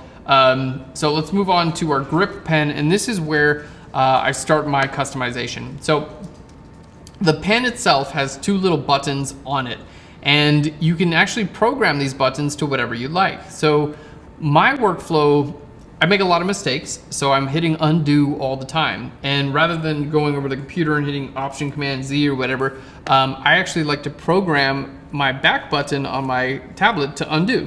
Right. So you can do that right over here. Basically, you can set your buttons. I've got my front button as right click and my back button as a keystroke. So you can just go to keystroke, type in the keystroke that you want, give it a name, and you're good to go. So I've got mine set to undo. Okay, so that's the first thing that I suggest doing. I suggest putting your tip feel on all the way firm. Don't worry, you're not gonna go through these tips even if you press hard. I've been using, they come with a bunch of tips. If you open this up, you can see they actually come with a ton of different tips. Yeah. I teach Photoshop for a living, and I've been using this exact same tip for the last like 2 years, That's and good to know. it lasts. So like, don't even worry about it. You're not gonna go through them. Unless you're like outside on the gravel, like, whatever. So I have my tip feel set to all the way firm, and the tip double click distance, you want to set that all the way to off. That's super important because if you don't, it'll kind of mess you up when you're trying to like double click on something. So I would recommend keeping that off. Now, as far as our mapping is concerned, you can see here earlier, both Cherie and I have actually disabled the majority of our tablets. So you can see my tablet area, I've set to a portion of my tablet, and you can click and define the portion that you'd like. So literally, I've got this small tablet, and the only area that's active on my tablet, you can see right here.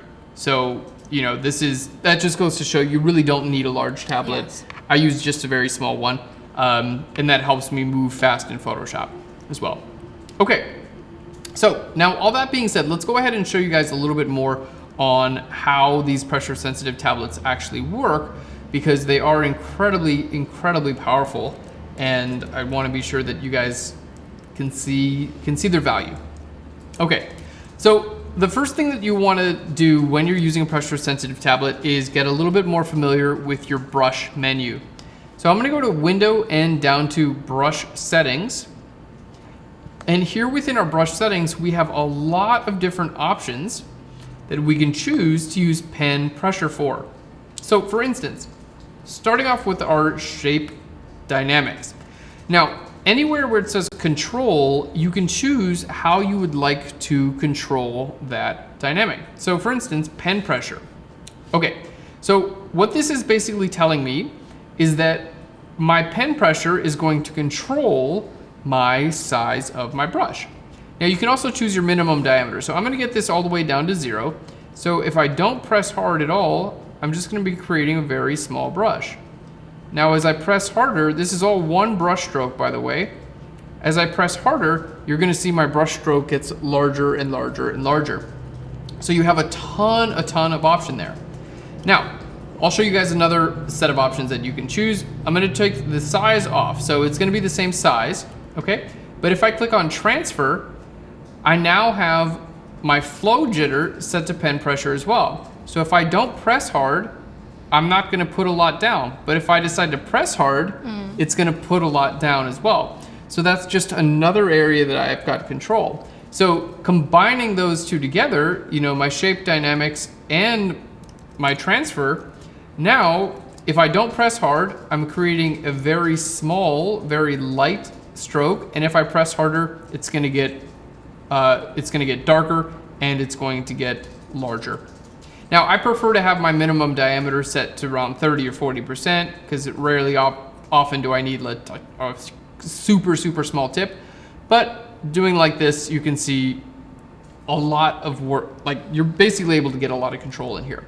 Now the next thing that you can work on is your scattering. So I'm gonna put this on pen pressure as well. Scattering works really well if you wanna create like rain in Photoshop or fog.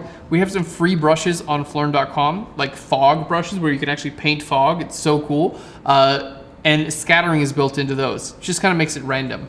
So as I paint around here, you can see it's scattering less. And as I paint more, it's just gonna scatter more. I need to bring my scatter up.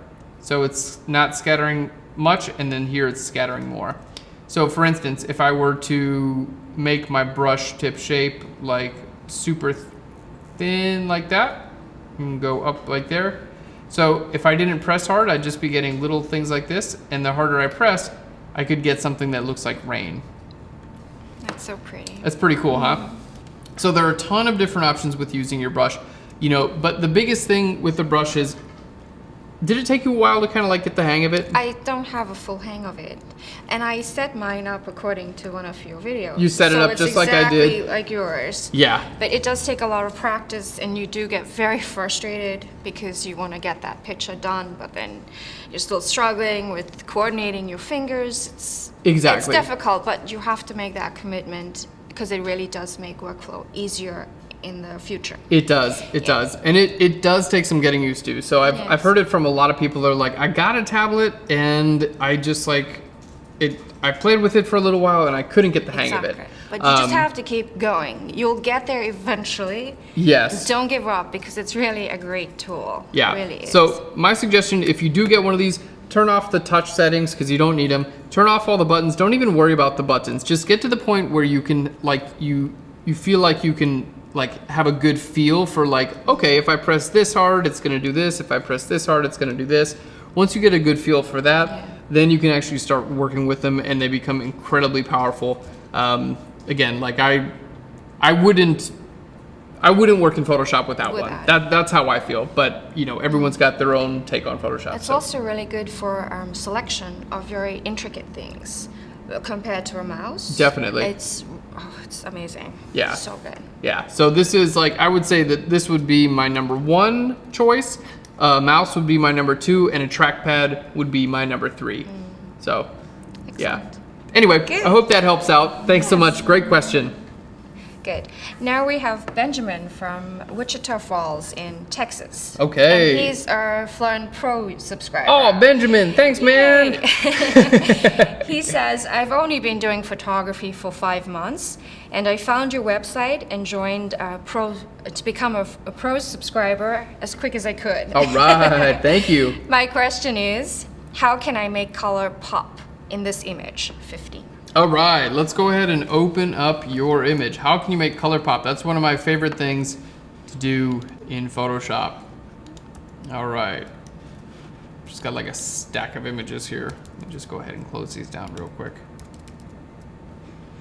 This is so fun. I really enjoy working on everyone's images. It's a really, really good treat for me. So thank you so much, everyone. All right, so we are working with, this is a Sony RAW photograph. Thanks for sending your RAW photograph in, by the way. How great. Okay, so let's go ahead and work in Adobe Camera Raw for a minute. Now, if those of you who are used to using Lightroom, everything that I'm gonna do in Adobe Camera Raw can be done in Lightroom as well. So, you know, this is, it's the one place where Photoshop and Lightroom kind of like do the same thing, and that's in Adobe Camera Raw. Okay, so I'm gonna look at a couple things. We're definitely gonna work on the color in just a second, but I'm gonna look at just a couple of things as well. First thing that I'm noticing is we're looking a little bit dark on the right-hand side. Looks like maybe you're photographing through some bushes or things like that. So I'm just gonna work on brightening this part of the photo up just a little bit. And if you wanna work on brightening just an area of your photograph, my suggestion would be to go to your graduated filter. So your graduated filter will basically let you make an adjustment from like opaque to transparent. So it's kind of like a wipe, you know, it's like stronger and then it gets weaker. Okay, now let's go ahead and reset our, there we go. We're gonna reset our settings, and I'm gonna take our filter and we're gonna click and drag from the right to the left. Now I'm gonna turn this little mask on, and this just allows us to see where it's actually gonna be affected in our image. Okay, so if you're still kind of like wondering what does this even do, basically this green is telling you what is gonna be affected in your image. Now I'm turning the mask back off so I can actually like see what I'm doing, but that's basically what's gonna be affected. So now that we're affecting just that area, what I'm gonna do is I'm gonna take my shadow levels and I'm just gonna bring those up a little bit. And I'm gonna bring my exposure level up a little bit as well. So just kind of like looking at that area, you know, it was just a little bit too dark. Let me go ahead and extend that over just a little bit as well. All right, so we're just kind of lightening up that part of the image, just the right part of the image. Now, as I'm doing that also, this green is just like, it's a little bit distracting for me, you know? So I'm just gonna lower the saturation down just a little bit in that part of the image as well. So we'll make it brighter and just a little bit less saturated. And now I find myself focusing on the subject a little bit more, which is the cardinal. So the next step that I'm gonna take to help kind of like focus on the cardinal is I'm gonna use a radial filter, which allows you to kind of like set a focal area. So with my radial filter, and again, all these tools are available in Lightroom as well. So if you guys are Lightroom users, you still have access to all these tools. So my radial filter, let's go ahead and reset my filter. I'm gonna click and drag, starting from the cardinal. And then I'm just gonna increase our exposure by just a little bit. And you can see as of now, it's kind of increasing our exposure on the outside of the cardinal. So right here, towards the bottom, you have this area where you can affect the outside or the inside. So I'm gonna pop this on inside, and you're gonna see it's gonna kind of like highlight the cardinal. Now, I suggest bringing your feathering up, because what you don't want is something like this, right? You don't wanna make something like that or anything near that, because it's obvious that that was done in Photoshop, right? So you wanna bring your feathering up at least, you know, at least to the degree where you can't even really tell that you did anything. That's kind of the tip. It's like, you don't want anyone to be able to look at this photo and see that you edited it. You just want it, you want to be able to like make your colors pop or bring attention to your subject. So I'm just gonna bring our exposure up just a little bit there. And then while we're at it, I'm gonna go ahead and bring up our saturation. But you know, as I bring my saturation up, you can see it is affecting our cardinal, but it's also getting like the house and everything else behind it. Yes. So let's go ahead and bring up our next tool here, and this is our adjustment brush. Okay, so our adjustment brush, just clear that menu there. Our adjustment brush will allow you to paint over just a particular area. And in this case, I'm just gonna paint it right over top of the cardinal. So with our adjustment brush, let's go ahead and turn our mask off. Turn our mask on, rather. I'm gonna zoom into our photo. There we are. And I'm just painting right over top of our little cardinal.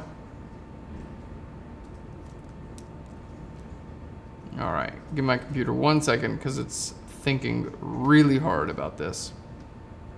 You can do it. You can do it. I think it's time for me to get a new computer. All right. It's always time for that. It's always time for a new computer. I couldn't agree more. Okay, so I'm painting right over top of the cardinal. Bum, bum, bum, bum. And nothing is happening. Looks like my computer is deciding pretty hard what to do about this cardinal. All I right. like the feel of this composition. It has a stillness about it. Yeah, great image. If only my computer could figure out what to do with it. All right, let's try bringing it back into Photoshop. Cool. So I'm gonna go ahead and quit Photoshop. Let's talk about something that's maybe we can just discuss for a second while I restart my Photoshop. Okay. Do we got anything from our audience? Yeah, actually, maybe you want to talk about the next question. Yeah, let's do it.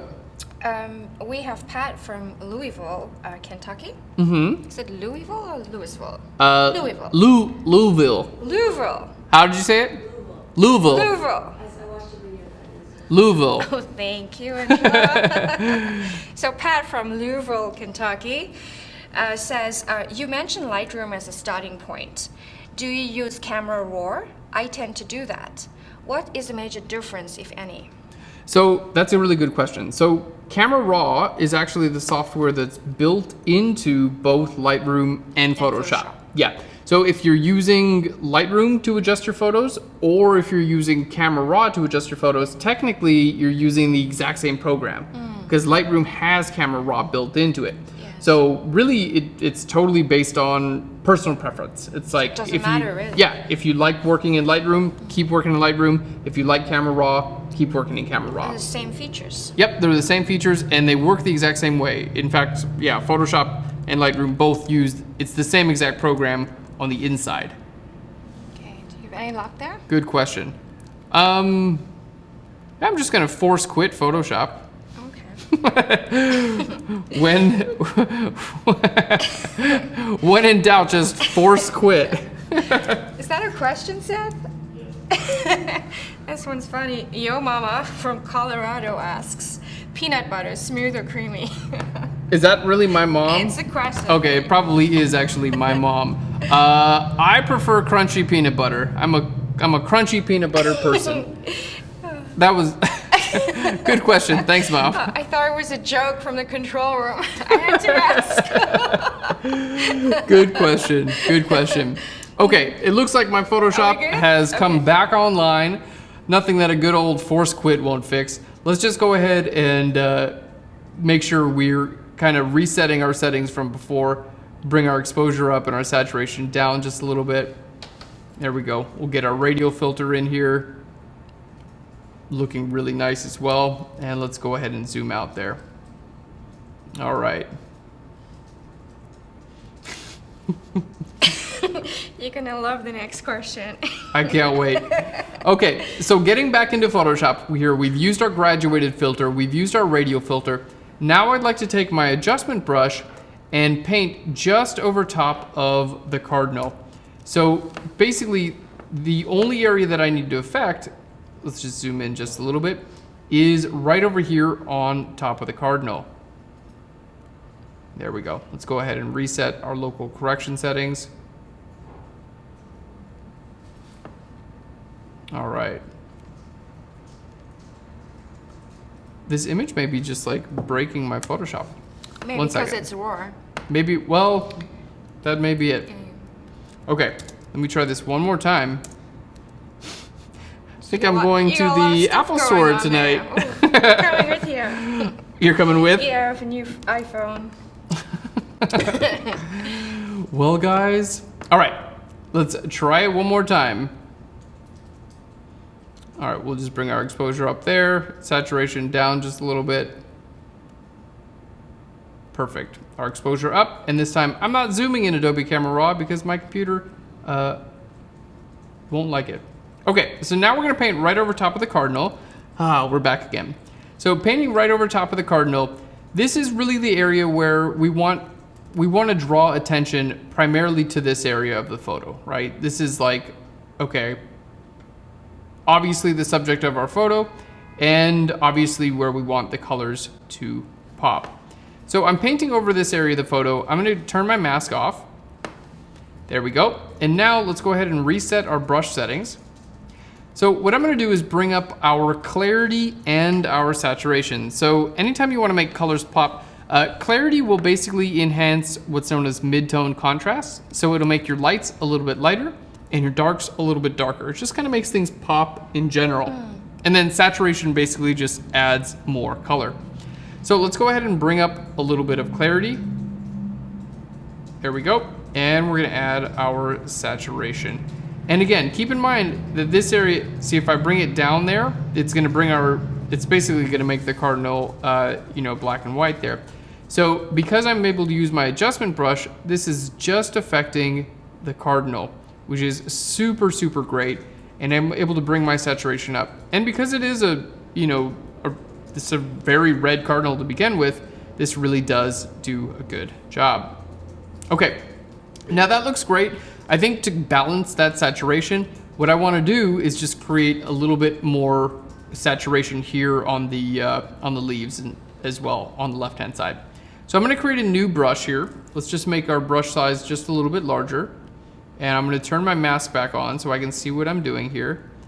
And I'm not going to paint over everything. I'm just kind of like painting here, kind of hanging out more towards the inside of our photo. Okay, let's turn our mask off. And for this, we'll go ahead and bring up our saturation as well. So let's just crank that up just a little bit. And I think we're looking really, really nice.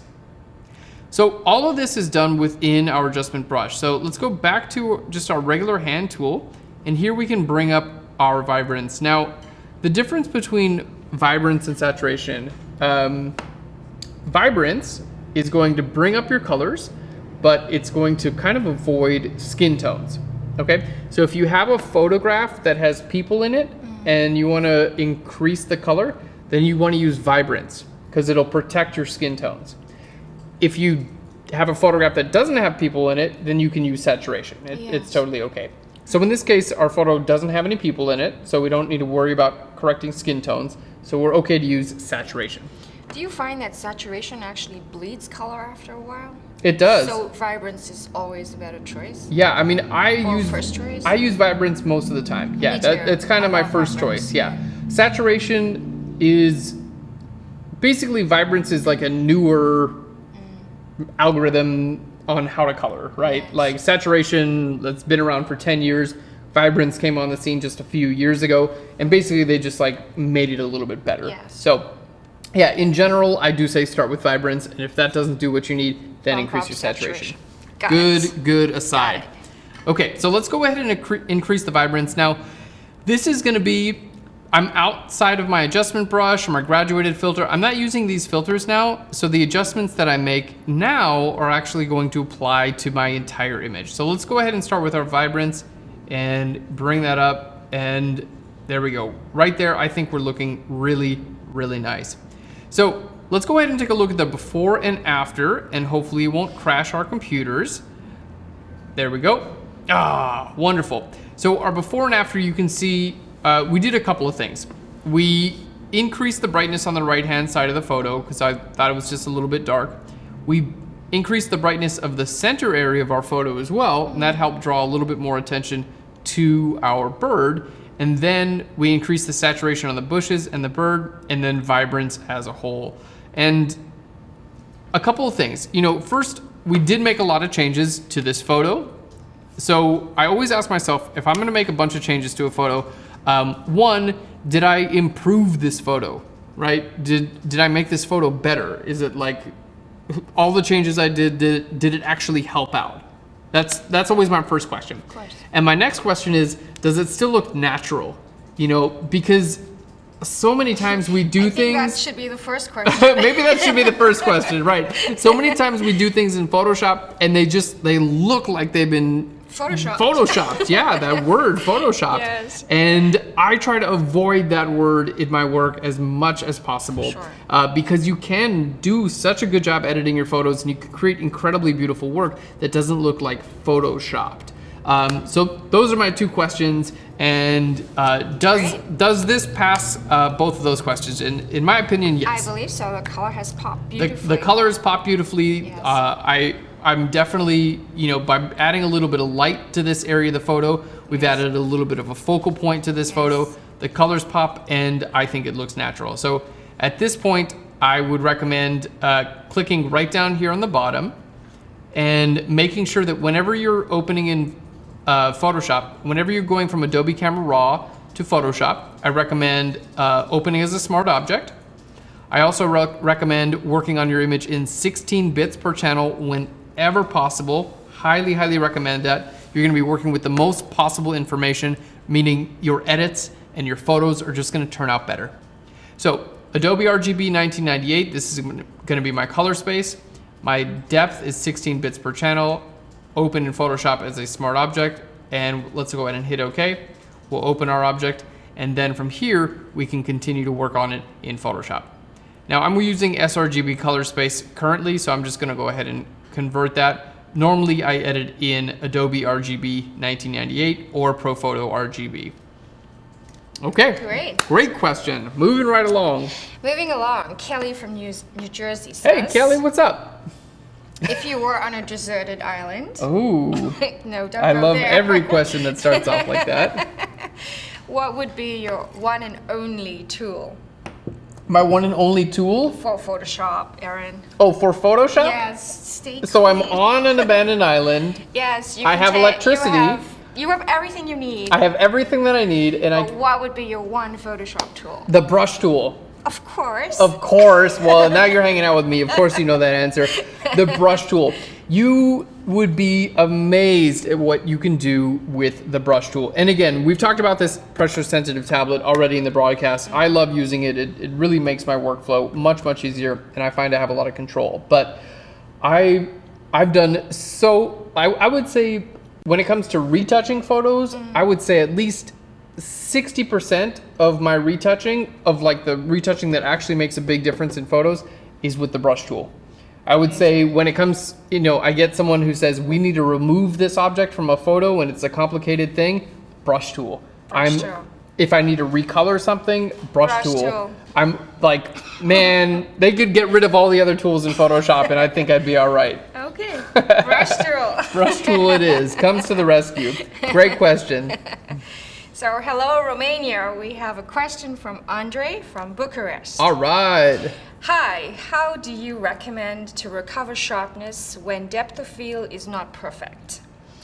We need image 17, by All the right, way. yeah. It happens a lot when I work with old lenses and manual focus. In this photo, the predominant eye is soft and the other isn't. How is the best way to sharpen settings in Camera Raw? Thank you.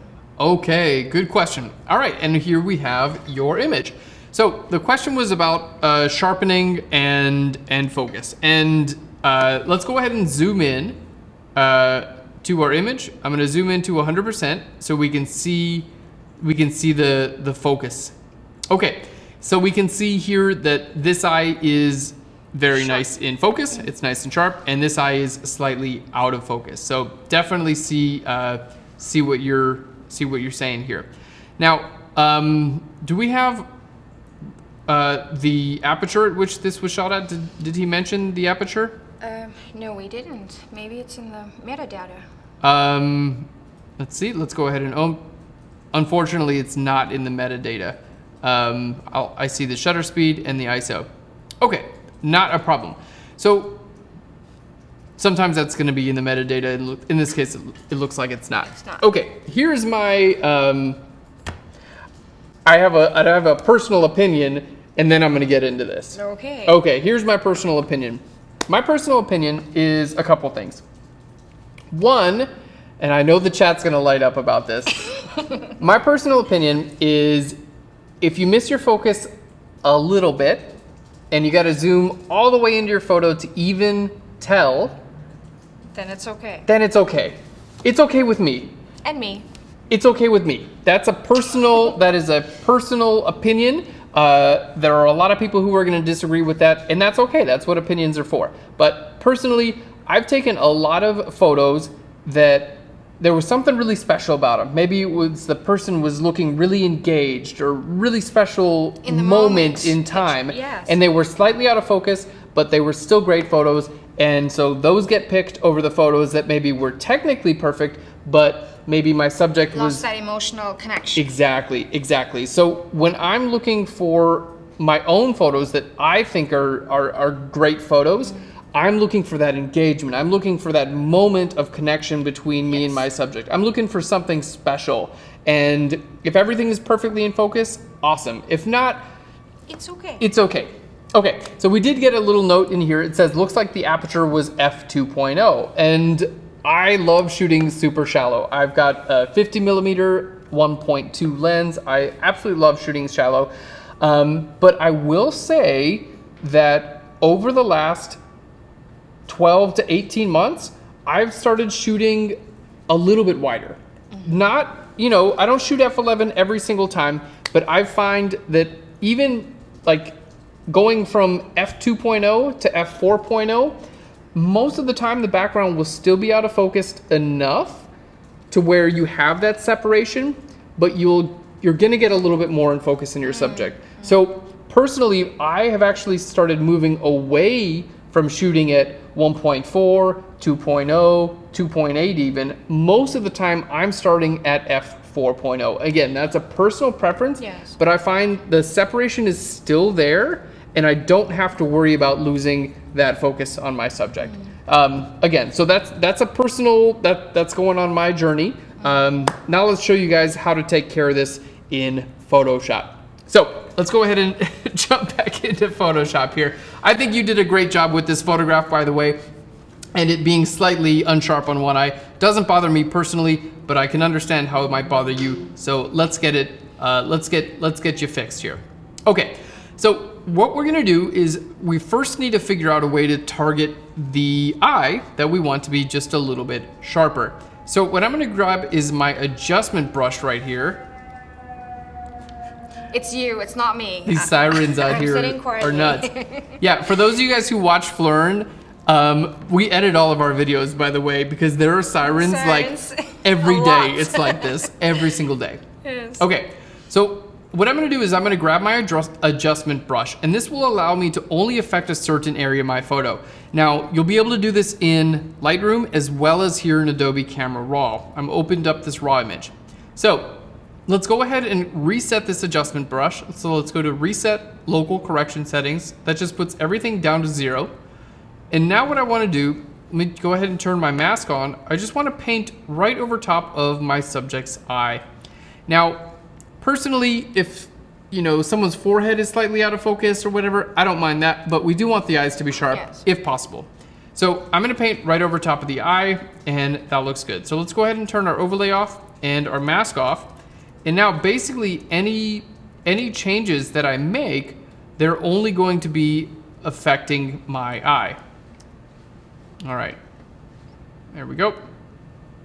I think my computer just really is not liking Adobe Camera Raw today. Let me just hit cancel real quick. All right, I'm gonna see if I can do this from a different view.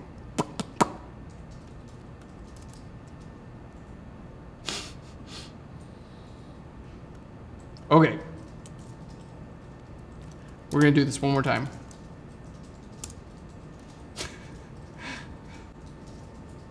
Computer stuff.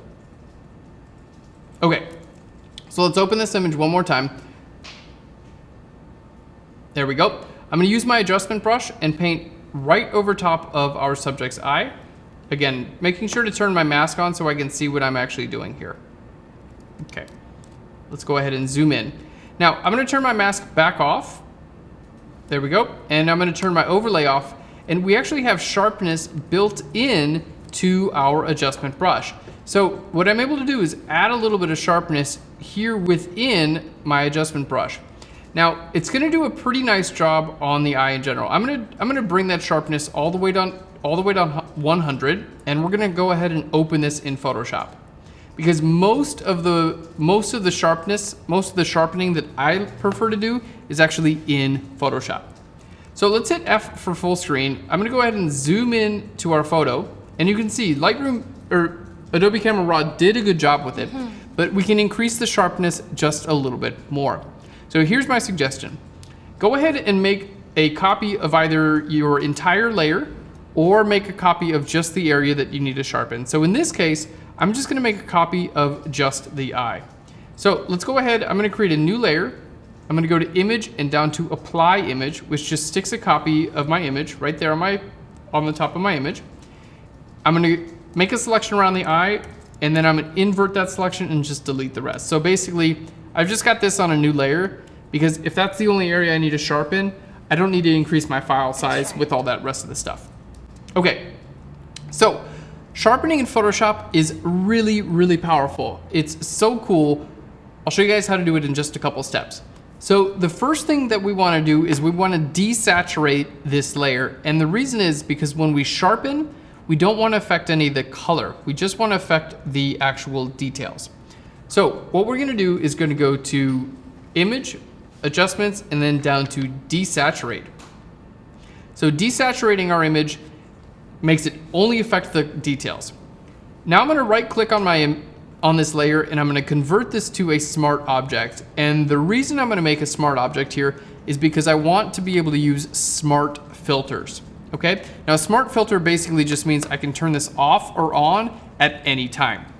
So now that it's desaturated and we have a smart object, what I'm going to do is change our layer blend mode from normal down to overlay. Okay, now it doesn't look good just yet. What we need to do is run a high pass filter. So I'm going to go to filter, down to other, and over to high pass. And now here in this high pass filter, you can see basically what it does is it increases the amount of detail in your image. Now you want to avoid going too far with this because it starts to look really unnatural, but you can see that it really does a nice job bringing more detail into your photo. So that looks pretty good. Now you'll notice that you can see like it made her skin, the texture of her skin is like too much now, right?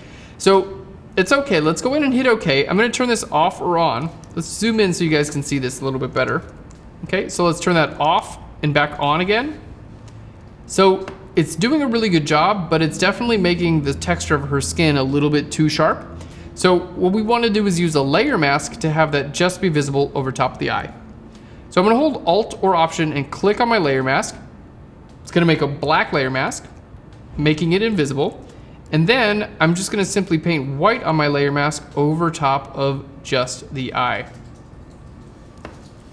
So now if we zoom out, we can see that's a pretty cool change in sharpness, huh? So we started off in Adobe Camera Raw or in Lightroom, they'll both do the same thing, and finishing this here in Photoshop.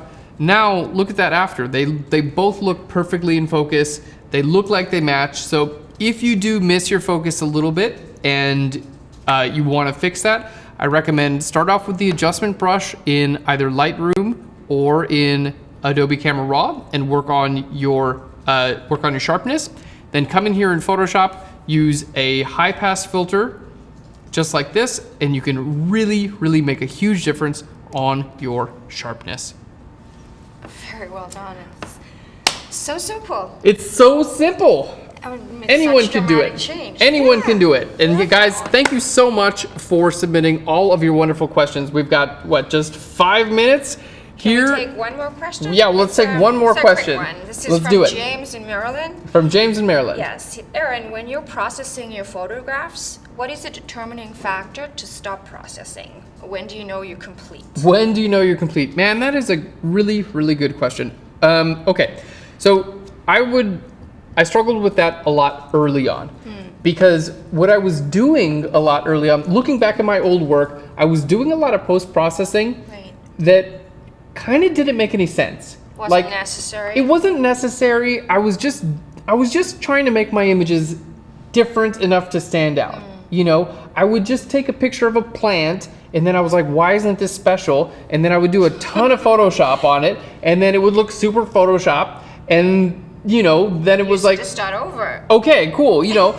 But what I realized further down the line is when I started having more of an idea of what I wanted out of the photograph to begin with. Right. You know, if I had an idea, okay, this is what I want it to look like, and then I go about creating it, or this is the feeling that I want my viewer to have when they see the photo, or like these are the colors that I want to work with. Anytime I had a vision of the photograph, it seemed to come together a lot more clearly. And I found myself doing less Photoshop just for the sake of like trying to make it look different, and doing more of the Photoshop was intentional. It was trying to get to a certain place.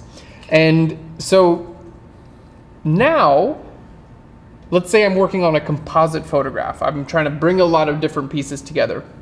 So when I know I'm done with a composite is when I can't tell it's a composite anymore. Is when I go away from the computer and I come back and it doesn't look fake. It just looks like an actual photograph. Supposed to be. Yeah, and I show it to someone and they're like, "Oh man, you were actually there for that?" Wow. You know, if they believe Then the it's composite good. is real, then it's good. And it's hard to do, but Sure. you know, at that point, you're done. At that point, you know, it looks good. You know, when it comes to retouching, if I can enhance the overall feel of an image, I'm not going to go in there and get every single pore. I actually don't believe in that. I don't want to get every single pore perfect on someone's face. I think that makes people look fake. I don't personally recommend doing that. But if I can enhance the general feel of the photo and even out light and dark areas on a subject's face, and you know, bring a little bit more like polish to a photo, then that's when I'll call it done. So I would say, you know, again, in the beginning, I was doing a lot of Photoshop without any real intention behind it, and it was hard for me to know when I was done. Now I find that I have a little bit more intention behind what I'm doing, and I know when I've completed that. Right. You know, it's like, if you know where you're going, it's easier to get there. Sure. But I will say that probably just comes with experience, probably just comes with doing it a lot and kind of knowing where you want to end up. But definitely like play around and have fun and do all the like crazy fun stuff that you want to do, because that's an important part of the journey. You know, learn how to do the Photoshop. But the biggest thing that made the difference for my own photos is, you know, building a concept or an idea well before anyone was taking any pictures. You know, having a clear idea of what I wanted that to look like, and then photography, the camera, the lights, Photoshop, all of those are just little tools to get to that final place. Yes. So always go in with a plan. If you can. Stop when it looks natural. Yeah, and stop, exactly. So you don't have to use all your Photoshop skills in one picture. Reel them back. Spread them out. Exactly. Perfect. Great question. Yeah. Well, guys, thank you so much for hanging out for day one of our live broadcast. I've really enjoyed answering some questions and hanging out with you and getting to work on your photos here in Photoshop. So if you guys are just joining us, we're going to be broadcasting live all week long. So tomorrow and Wednesday are going to be open to everyone. We're going to be broadcasting from noon until 2, taking a short break, and then going from 4 o'clock to 6 o'clock. That's Central Standard Time. And if you have any questions you'd like to answered, please go to phlearn.com/live. You can submit your questions as well as your images on phlearn.com/live.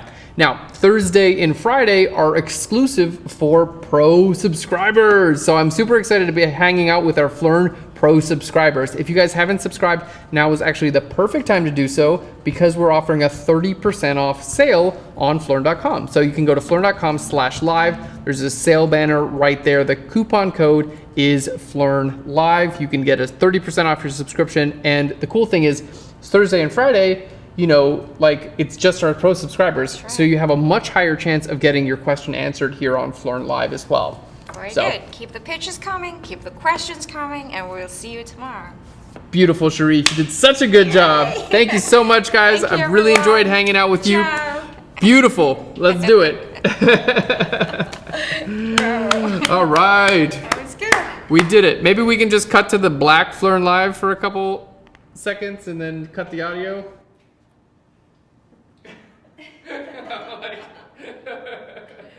That was in the broadcast, I'm sure.